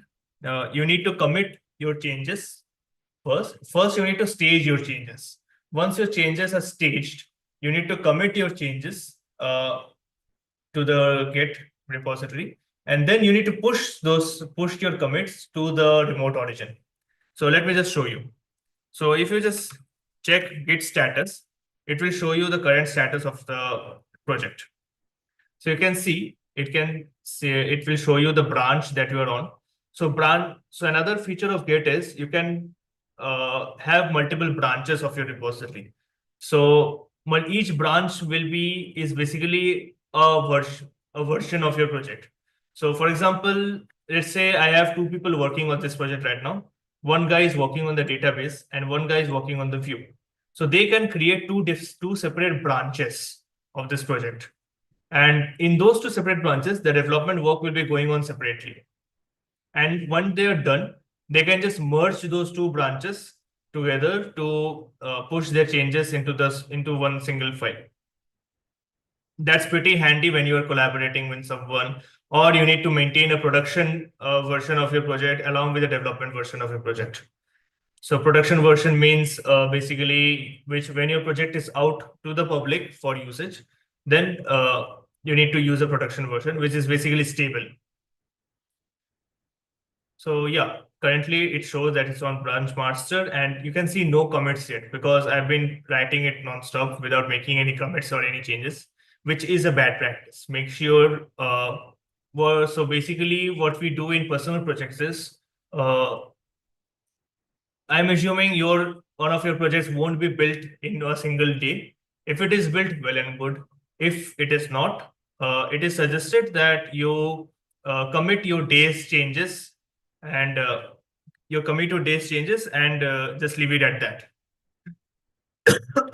That way, you can see that you can see your progress on a what should I say? Yeah, you can see your progress on your project currently, and whoever is viewing your commit history, it looks good on the project as well, just to show that okay, what kind of work you have been done on each commit. Or you can make one commit per feature or one commit per day. Basically, on personal projects, one commit per day is used. If you're in a collaborative environment, one commit per feature is recommended. So here you can see no commits are there yet, and it basically shows me the files which are there, which are unstaged and which are untracked.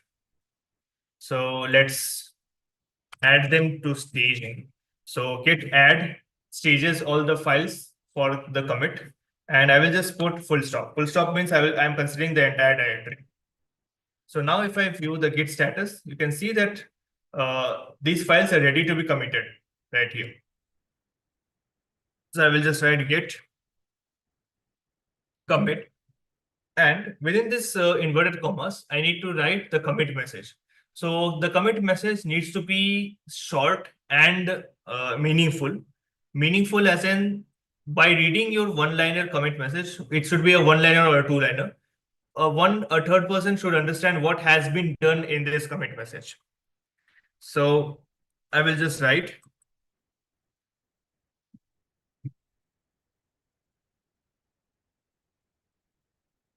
completed restaurant manager project. Now, basically, people do make a commit in their empty project when their basic structure is done and name it initial commit. If you view the commit history of many open source softwares, you will find it. And since in this project, I haven't done an initial commit, I will just do this commits do this completed restaurant manager project commit as my first commit. It is although not that much recommended. So I will just enter and oh, sorry, I forgot to mention a flag. You need to mention the -m flag, and yeah, all these changes have been committed, and you can see VS Code also reacts to the changes. So all the changes have been committed here. So the colors have been now returned to normal. Now, if I just add something else and save it, you can see the readme.m readme file, the color has changed here. So VS Code also tells you what files have been changed and what has not. Now, if I just delete it, and you can see it's back to normal. Now, once that it is done, I will just push it to, I will just push the changes to git push origin meaning the link that I've made earlier, and master being the branch that I intend to push to, and enter, and it has pushed it over there. Now, if we check our GitHub, if I just refresh it, you can see all my projects are here. My README file is also here. And yeah, for people who wanted the project code, I will just paste the GitHub repository right here in the chat box. So that way you can refer to this project whenever you want. And yeah, that's the end of this current project. So are there any people who have any doubts? Any questions about this project, about any aspect of this project is welcome.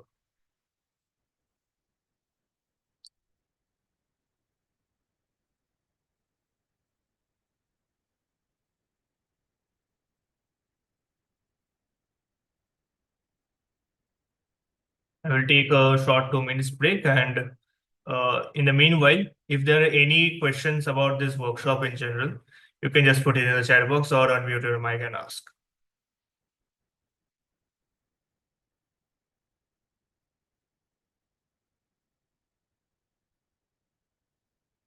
Also, there is a question in the chat box. Do we get any certificate upon completion of this workshop? So, Pile ma'am, I think you will be better equipped to answer this question. No, I'm sorry. For this workshop, we are not awarding any certificate. If just after the workshop, we'll be floating a problem statement. If you can successfully score a good marks in that solution of the problem statement, then only we will issue a certificate from FOSSEE IIT Bombay.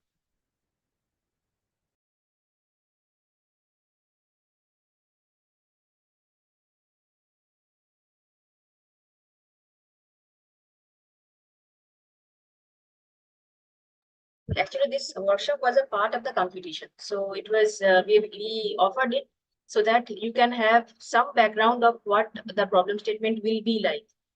Okay. So this is to support you. Okay, we are not examining your skills, etc. So that's why we are not awarding any certificate. It's not, I mean, we are not giving any assessment test or something. So once you solve the problem statement successfully, you will surely receive a certificate. Any more questions are welcome.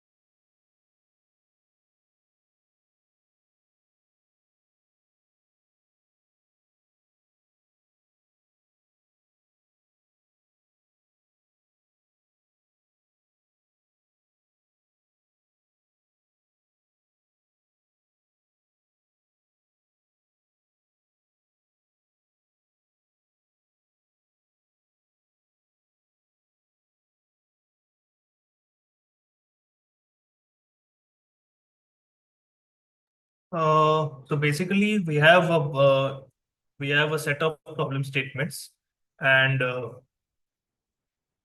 you can select any one of those to work for your submission. You'll be getting plenty of submission. You'll be getting about you will be getting a plenty of time to work on this project. And within that time period, you need to develop your application based on one of the ideas that we give, and you need to make your submission. It will be released after this workshop is over. And there is another question that is student. What is the evaluation criteria for solving the problem? So basically, for each problem statement, we have given a set of features that we require. So you need to complete those set of features first. And once those set of features are implemented, you can you can submit it directly, and either that, or you can also add some features of your own which you think will be fit. And of course, you will be judged based on your quality of code, uh, your what kind of architecture you're following, and how let's say how optimized is your code, how clean it is, and if it is error free or not, and what test cases have you considered for your project, and everything.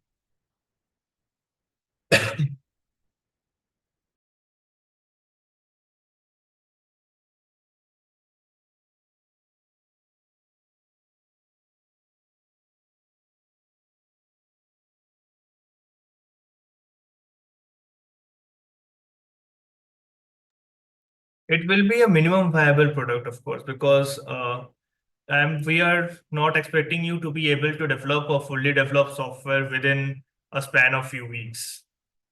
Developing a fully developed software takes time, so it will be just a minimum viable product. We'll be testing for errors and everything. So make sure the software that you write is error free, and whatever the cases you cover is uh, well covered, and also make sure you write documentation for your for your code.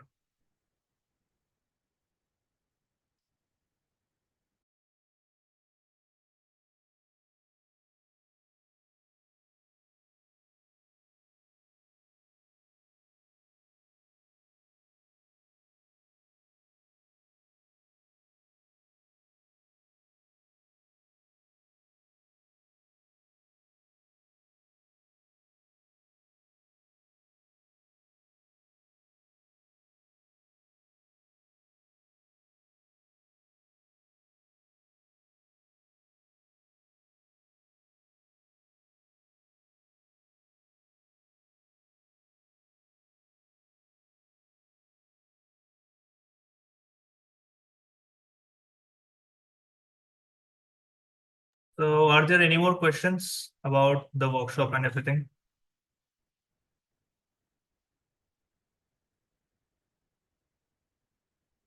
Any questions or queries are welcome.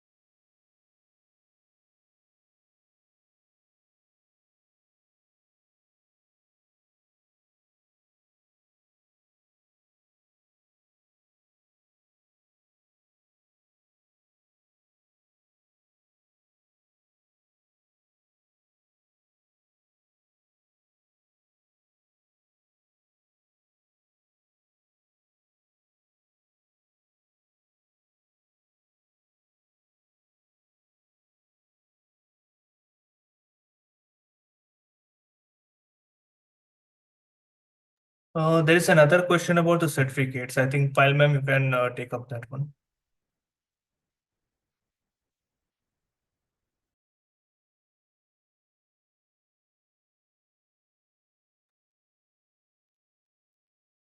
Let me check.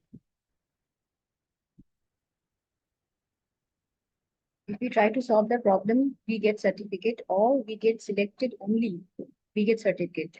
So Rahul, we will be assessing all the problems, the solutions, and there will be some cutoff percentage. So if you achieve this, that cutoff percentage, you will be awarded the certificate. And all the top performers will be chosen for the internship at IIT Bombay. So we have many responses from all over India in the competition. So presently around 425 people are there who are, there for the competition. So those who are now, working with Diptanshu, you already have the privilege of getting trained live by a person from IIT Bombay. Otherwise, this session is also being recorded. Whoever is missing this can, later on they can refer to this recording and they can learn. Okay, otherwise, those who have joined, it's really an advantage for you all because Diptanshu is present here live. He can take up questions from you. Okay, so I would advise that you focus on learning. Okay, because this experience is much more valuable than anything else, more than any certification, more than anything. Okay, any kind of prize money and all. You just focus because this age, your age is for learning. Okay, so please take as much as possible from this session, from this workshop, and focus on the learning part and put your best when you are solving the problem step. Then, automatically doors will open. So you will get certificate, you might get prize money, you will be selected for internship. Okay, you can visit also in IIT Bombay if you are free to work from here. Okay, so all these opportunities are there. Okay, so grab the most. That's all I can say. If shortlisted for internship means what would be the nature of internship? So the nature, see, we are expecting that minimum of 6 months you give for this internship, 6 months and above. You can also work with us for 1 year. This work can be remote, preferably remote, because most of you are students, you have your college studies also. So you can work, say, for 4 hours a day, or in the weekends, you can also work for 6, 7 hours, 8 hours. So depending on that, we will be paying you honorarium, and you will be a part of our team as interns. Okay, so all the top performers, we will mostly we will offer this to 2 to 3, maximum 2 to 3 of the top performers, and then they'll be selected for the selected as interns of IIT Bombay FOSSEE team, and they'll be working on the graphical user interface development of OpenFOAM project. Any more questions are welcome.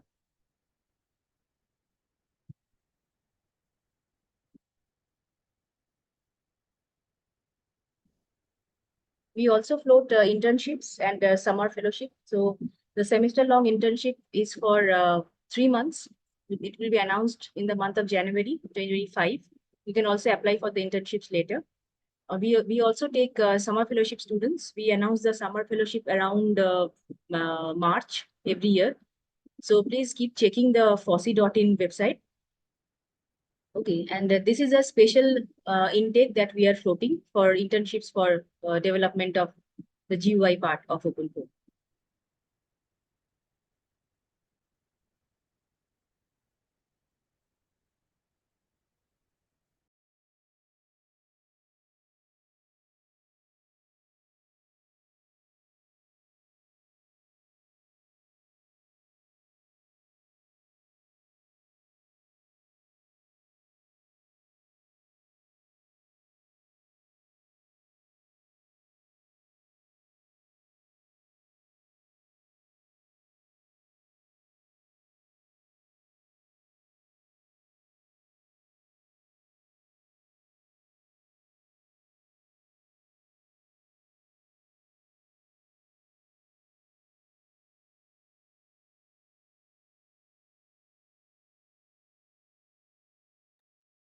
Okay, so while we are at it, I would like to say a few words about the problem statements that we are going to give.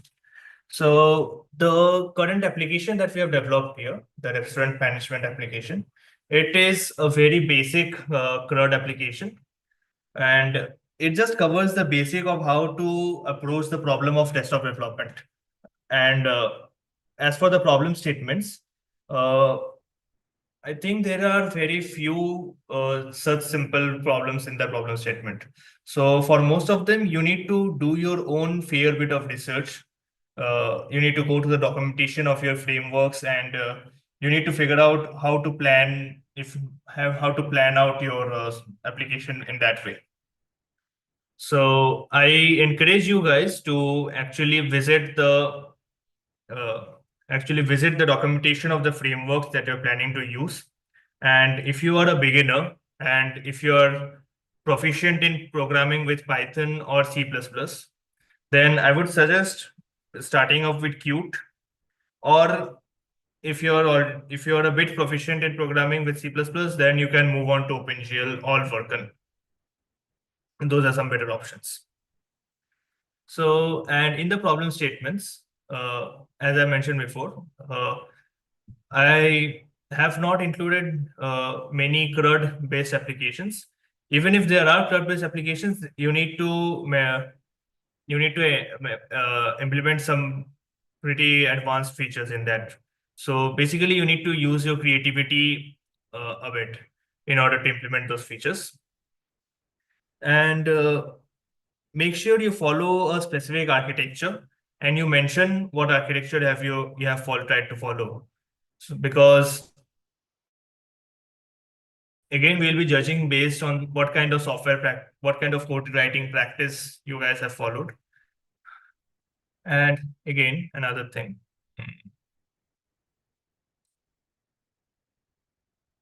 Yeah. And just to give you a heads up on what kind of problem statement you can expect. So here is another small application I've made in PyQt. So just to give you an idea of what kind of problem statements you can expect right here.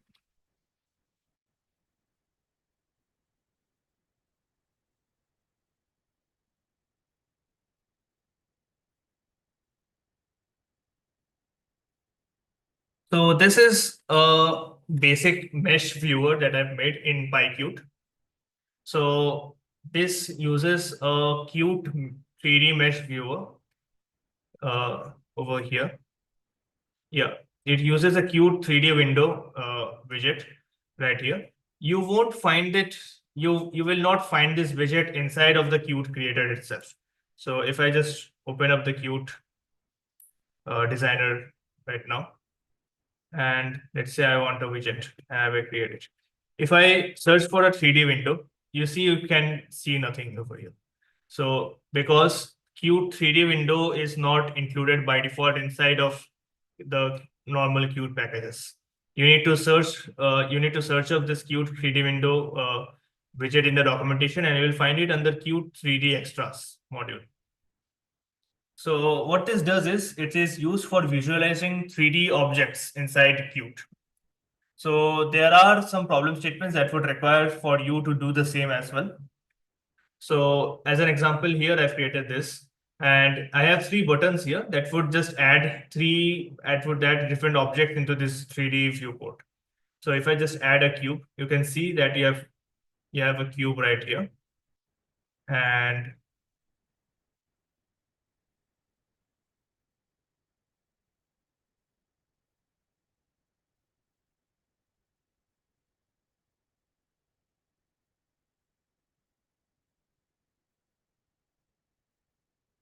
you can rotate around the cube and see how it is implemented over here. So if I just zoom out a bit, it will be easier to pan around. So you can see it's a cube, and you can rotate this around right here.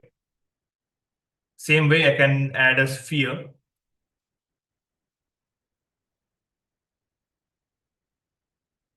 You can see that I have had this sphere is generated over here of blue color. And I can also add a torus. So a torus is basically a donut shape. In here, the circle in the middle is a bit small. So that's why you cannot see it. Let me just reset the application. Yeah. Here you can see that the circle in the middle is a bit small. So if I just make it full screen, you might be able to see it. Or let me just change the color.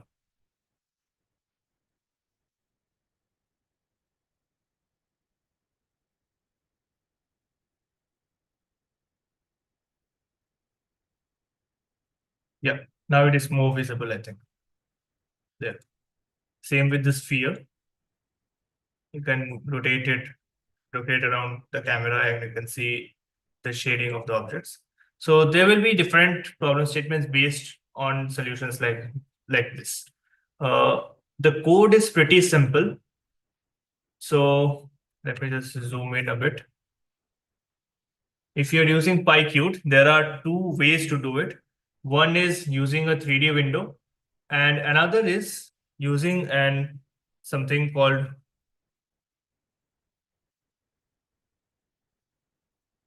OpenGL window. So OpenGL window, what it does is it allows you to write OpenGL code inside that OpenGL window. So writing that in Python was a bit difficult, and I just needed some simple meshes over here. So I just went with the 3D window for now. And then you just need to make a container. You just need to make a 3D initialize the 3D window and initialize the camera for the 3D window. And here you can just use the default camera controller as well for moving around the camera. And yeah, next up, you need to set up the root entity right here. So that's the cube, the sphere, the torus you saw right now, they are all just entities right there. So the entities here in the 3D window, the objects are rendered in the form of entities. So now here you can see, for example, if I want to add a cube, I can just take Qt 3D extras just gives a cuboid mesh object by default. So I can just take I can just assign this mesh as the root entity right now. So in the root entity, I will just assign the mesh object, and I will have to assign a material to it. Without the material, it won't be visible. So for the material, I will just import this fog material right now. And then again, the parent will be a root entity. So entity has this properties called components, materials, positions, transformations, etc. And in this material, again, I will set a diffuse material. Again, you can select the colors here. So when that is done, I will just set the root entity as the current root entity as well. So that what this will do is replace anything that is there from before to the current mesh. And then here, this one, these are the horizontal buttons that you saw in the window. So once again, if I display it, yeah, you see these three buttons here. So these three buttons are programmed over here. And again, once these buttons are clicked, these specific functions will be called.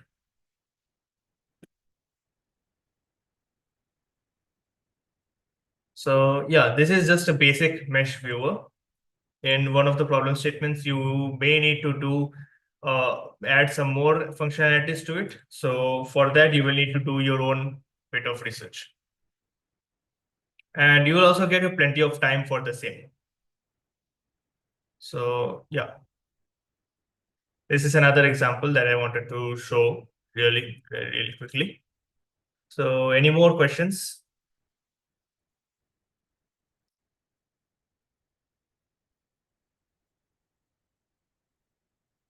So we will be waiting about 15 to 20 minutes. If there are any questions regarding the problem statements or regarding the workshop or regarding the projects that have been discussed, then all those questions are welcome.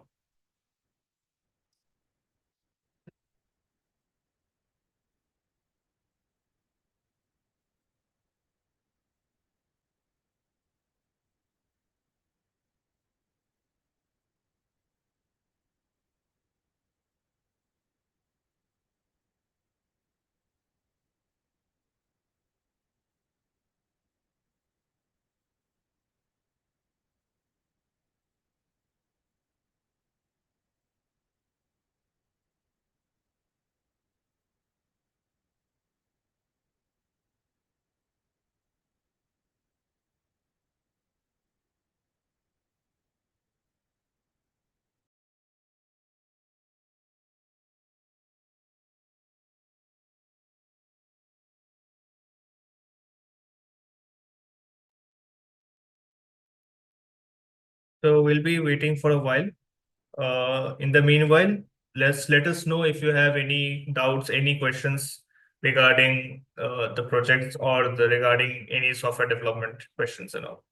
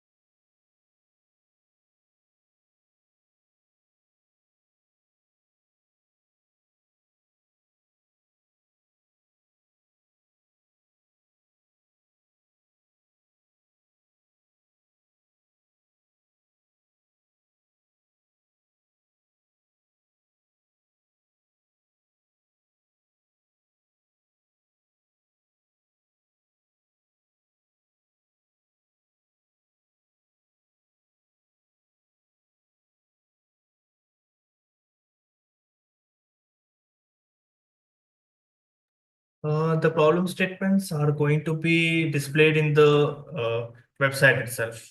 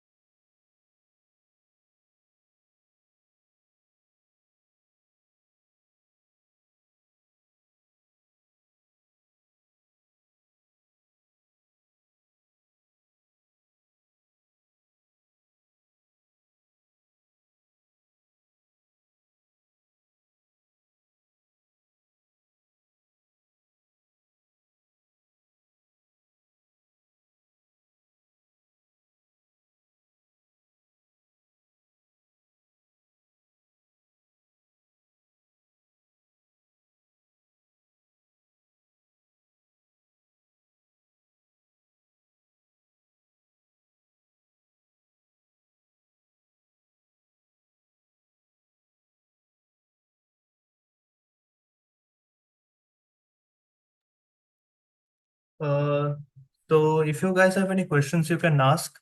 Also, if you guys have any feedback of about the workshop, like how you felt about the workshop and how was it? Was it easy to follow and all? You can also share that in the chat box.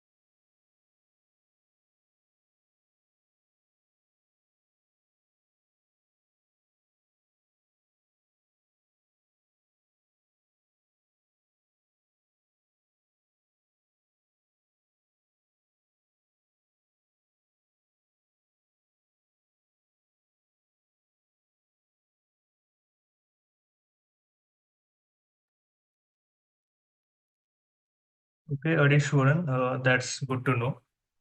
So, have you learned anything new from the workshop, or was it something that you already knew?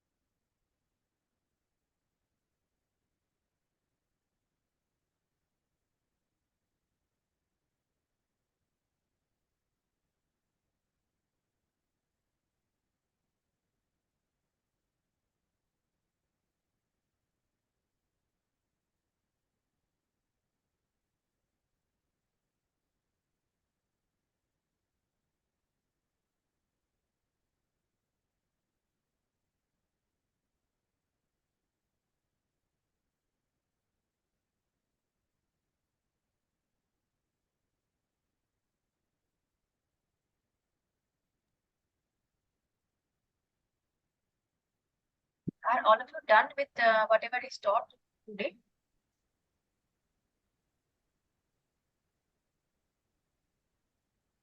If yes, then Deeptanshu will Deeptanshu can ask you some questions about the learning material what was provided yesterday and today. And after 10 minutes or 15 minutes, Professor Chandan Bose will be joining from the University of Birmingham. He will interact with you. So till that time, we can have an interactive session or a quiz session. So Deeptanshu, you can just ask them some questions just to let me know how much they have learned yesterday and today.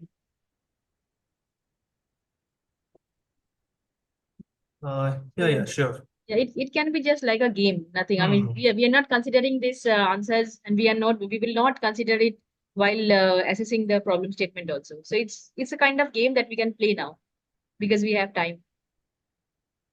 till we wait for Professor Chandan. Yeah.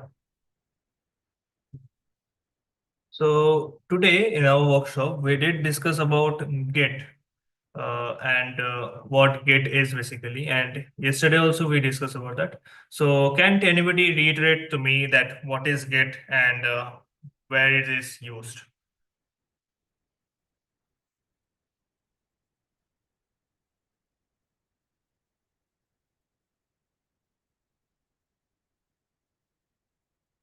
Anyone? I will just type the question once again. Yes, please type it.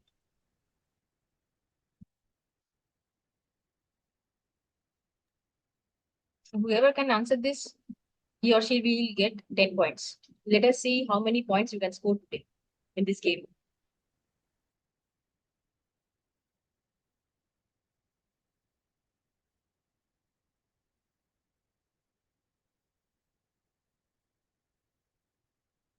It's used to import and export the project from our local system. Not exactly, but it's one of the uses. Go on.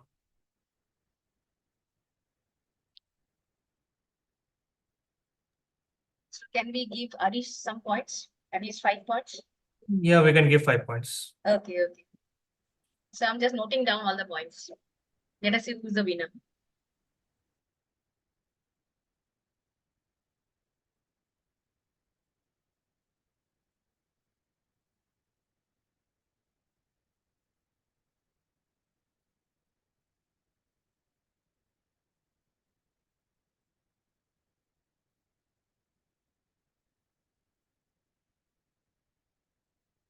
Okay, Kalyani has given the correct answer.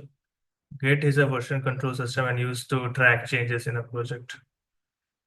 So 10 points to Kalyani. And Pradipta also gave the same answer, but it's a little bit late. So can we consider that? Yes, we can consider.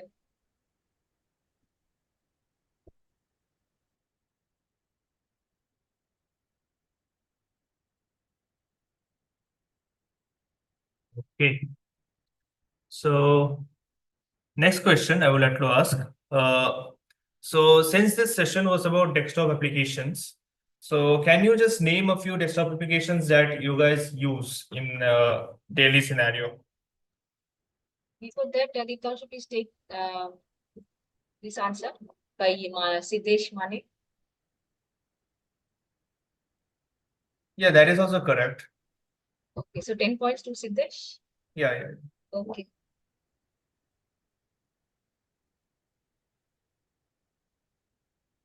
Okay. There's a lot of answers in here. So Rahul says you use Skype, Adobe Unity, Arduino, Discord, VS Code, Zoom, WhatsApp. Yeah.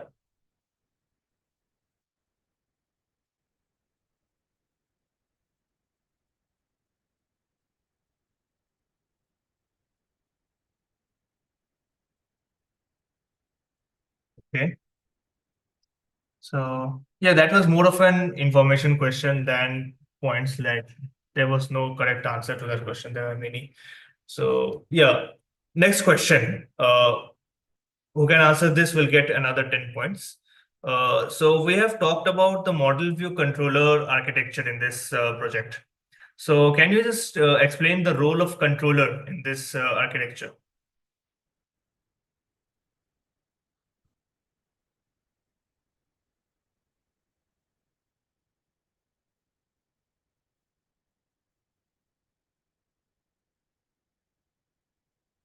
And yeah, I would appreciate if everybody answers from their memory. Like if it's easy to just Google the question and get the answers, but it's not really a sort of competition. Yeah, We just, be honest yes. and plain. Yeah. So should I take all the answers of your previous question, Tirthamshu? These answers from Pradipto, Rahul, Arish, all of them 10 points? Yeah, you can consider those answers as well. Yes. Okay, okay. Hmm. easy to manage code accessibility, manage the application's flow, represents data and logic. It's a block that organizes the flow of data and logic.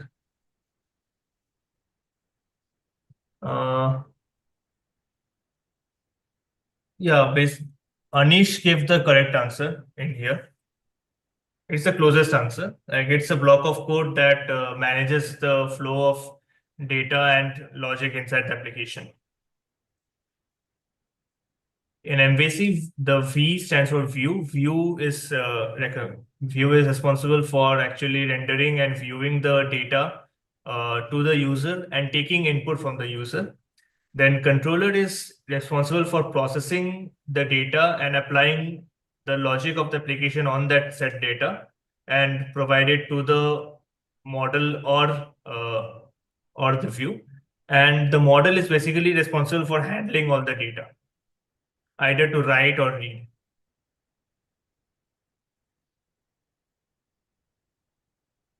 Okay, so in this question, I will give 10 points to Anish, and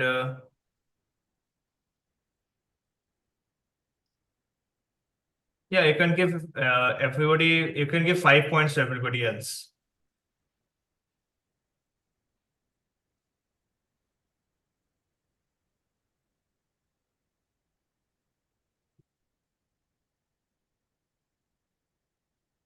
Okay, so next question. So let's say you are a web developer, you are proficient in JavaScript. So if you are commissioned to develop a desktop application for your web app, which framework would you be using? Which framework will suit the best for you?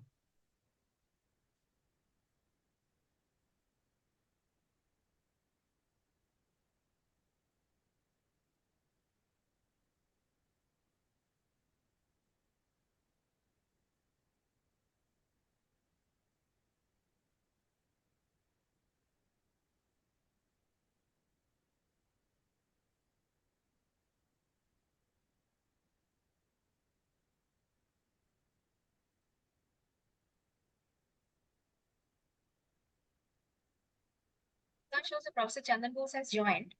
So once you take the answers of this question, let it be the last question. Yes, yes, yes. Yes. So for this question, electron is the correct answer. And for everybody else, basically React, Vue, Angular, Svelte, those are used for making web apps. I'm sorry. And Node.js is a complete backend framework. So you can use that for hosting your backend. Okay, great. So let me announce the winner. The winner is Siddesh. Congratulations, Siddesh. So Professor Chandan Bose, welcome to this session. So we are done and we are just playing a game of whatever they have learned yesterday and today. I hope, and it was a very interesting and a nice session because all of them were very attentive and they could follow whatever Ditash was demonstrating. Okay. And they were also, they came up with their doubts and everything is clear. So I really hope that all of them will perform very well in the competition. Okay, so over to you, Professor Bose. Um, Good afternoon, everyone, from your end, and good morning from my end. So, I probably, I just, it's a good idea to introduce myself first. So, I'm Chandan. I'm an assistant professor of aerospace engineering at the University of Birmingham. So, basically, I'm just here just to have a quick chat with you about how did this workshop go. And as mentioned by Mrs. Pyle, that it went very well, and I was just listening to the questions asked by Diptangshu and your answers, and it's quite interesting. So I will just like talk a few things through that and how it can be carried forward. And I'm not an expert of application development. My area of work and research is computational fluid dynamics and aerospace engineering. So I don't know exactly every technicalities of the app development, but you were at the expert hands, and I hope you all enjoyed. So basically, it will be good for me to get some feedback from your end also, that how did it go, and how do you want to use this knowledge gained from this workshop in your future trajectory of your career. And so would anybody like to kind of share their views on that?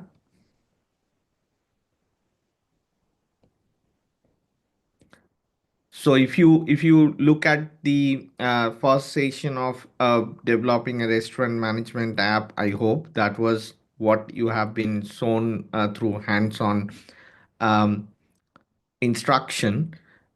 So how would you take this knowledge forward, and what will be the applications of the knowledge in your end in future?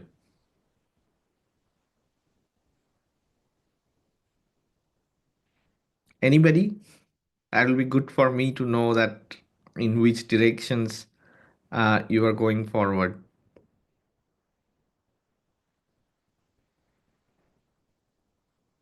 Okay, if not, so I think it is needless to say that this kind of application development, desktop application development, has multifold applications, and it can really give you an edge over your career. And if you are really interested to pursue your career in these directions, and so I would basically, I mean, it will be also good for me to know that what are your application areas. Like, for example, it would then lead to another specific project under the FOSSEE that we are now going forward with, which is basically developing a graphical user interface or a desktop application for open source computational fluid dynamics tools. But again, this workshop was not limited to any particular application, but it is a generic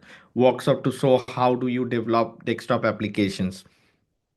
And so my contribution from this FOSSEE project would be, again, with more experts from the team who are doing this application development day-to-day basis, thanks to Diptangsu. And so basically, we would like to, for example, we would like to develop and very user friendly desktop application for the one of the most popular open source CFD tools available, which is OpenFOAM.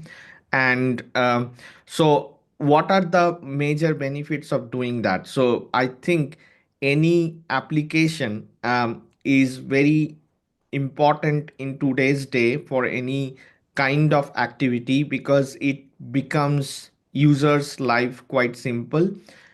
So I think the design of this application, of course, leaving the technicalities ahead, so broadly depends on feedbacks that are obtained from the users, right? So for example, in our computational fluid dynamics case, we would like the apps to be very much or the GUI to be very much user friendly to the new users who doesn't know anything about CFD, or who are just a novice and starting to learn computational fluid dynamics.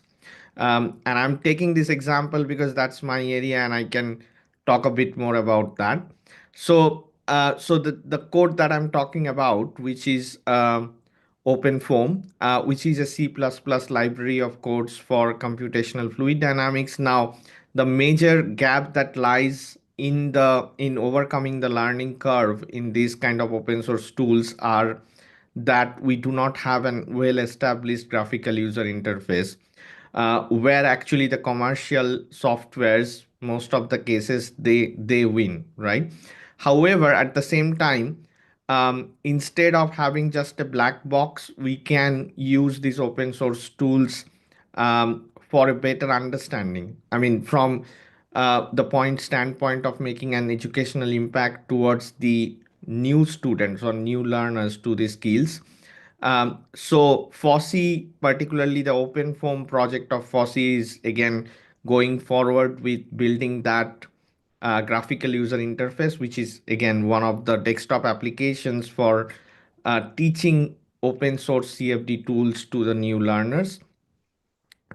And all that what you have learned through these workshops are actually equally applicable to other applications as well. And I hope that you will take this kind of the spirit of learning way forward, and then you will interact with our expert members from the team, and you will build up something which is very useful for the real life applications of, in general, um, your user base. All right.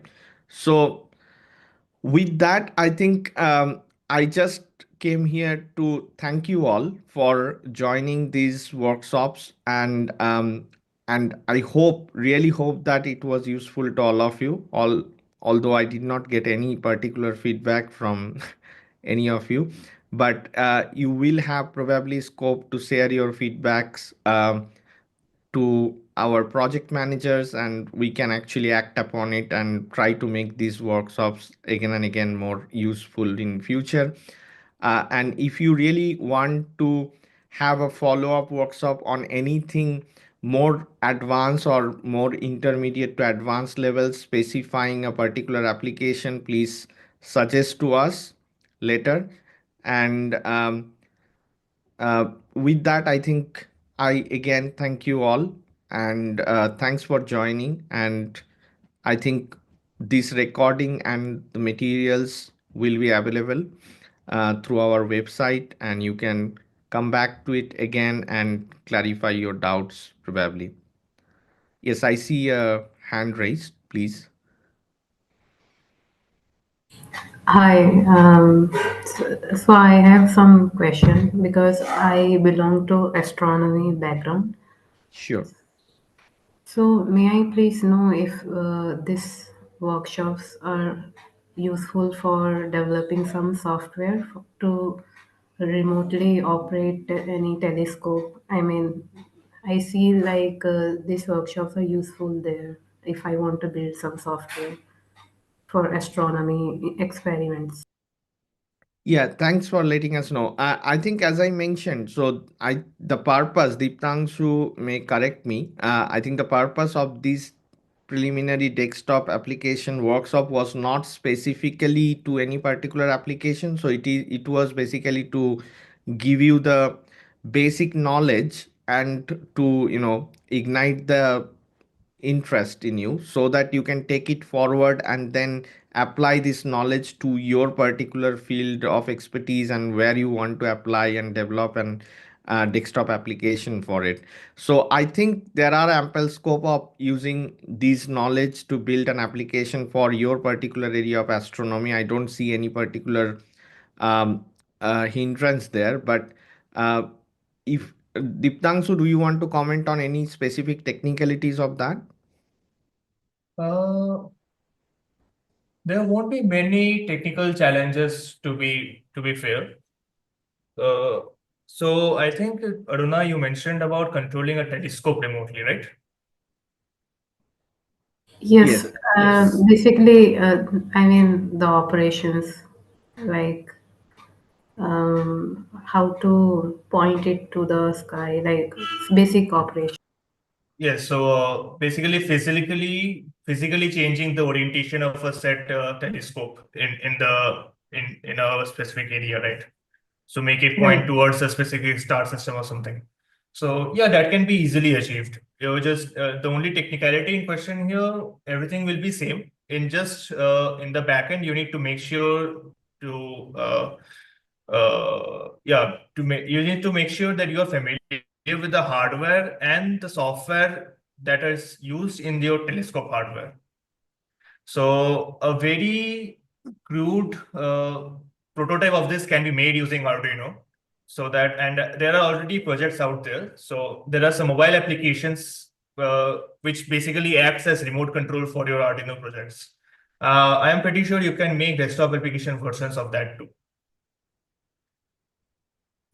Yes, I think I completely agree with what Diptangshu said, that um, your the basic, if you know the basic underlying coding techniques and also the principles that are used to build a desktop application, then you can design it according to your user base's need and for the audience who you want the applications to be used by, right?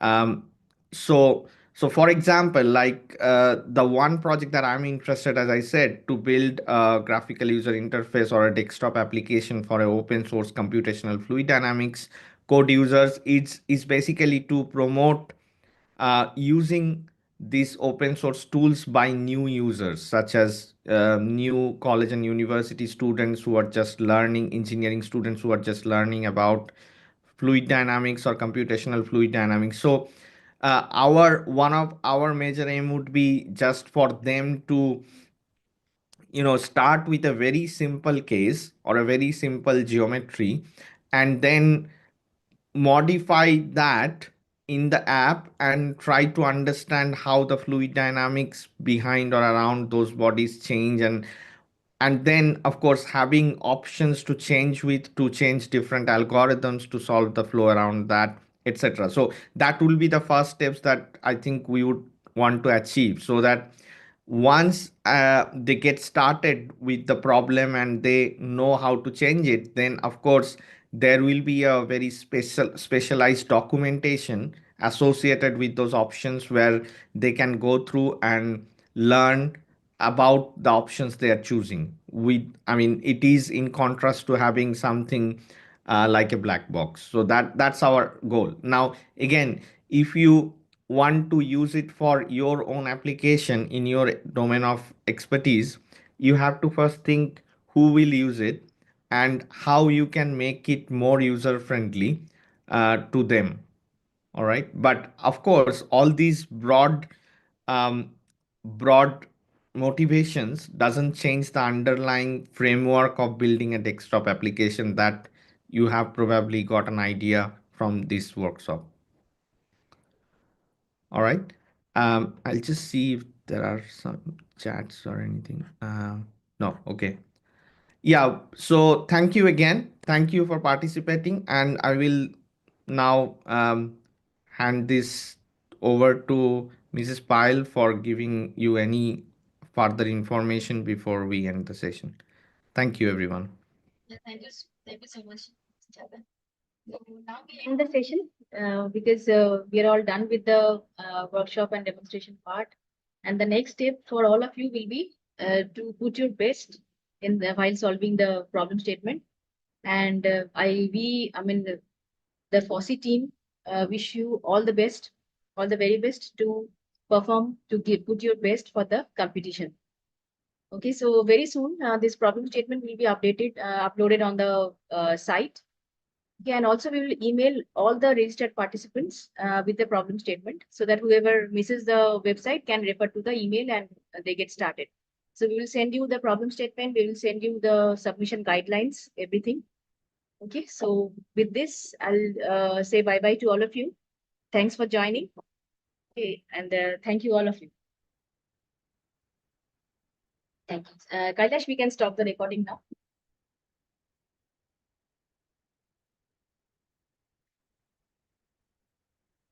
Okay, thank you. And we will leave now. See you soon. Bye.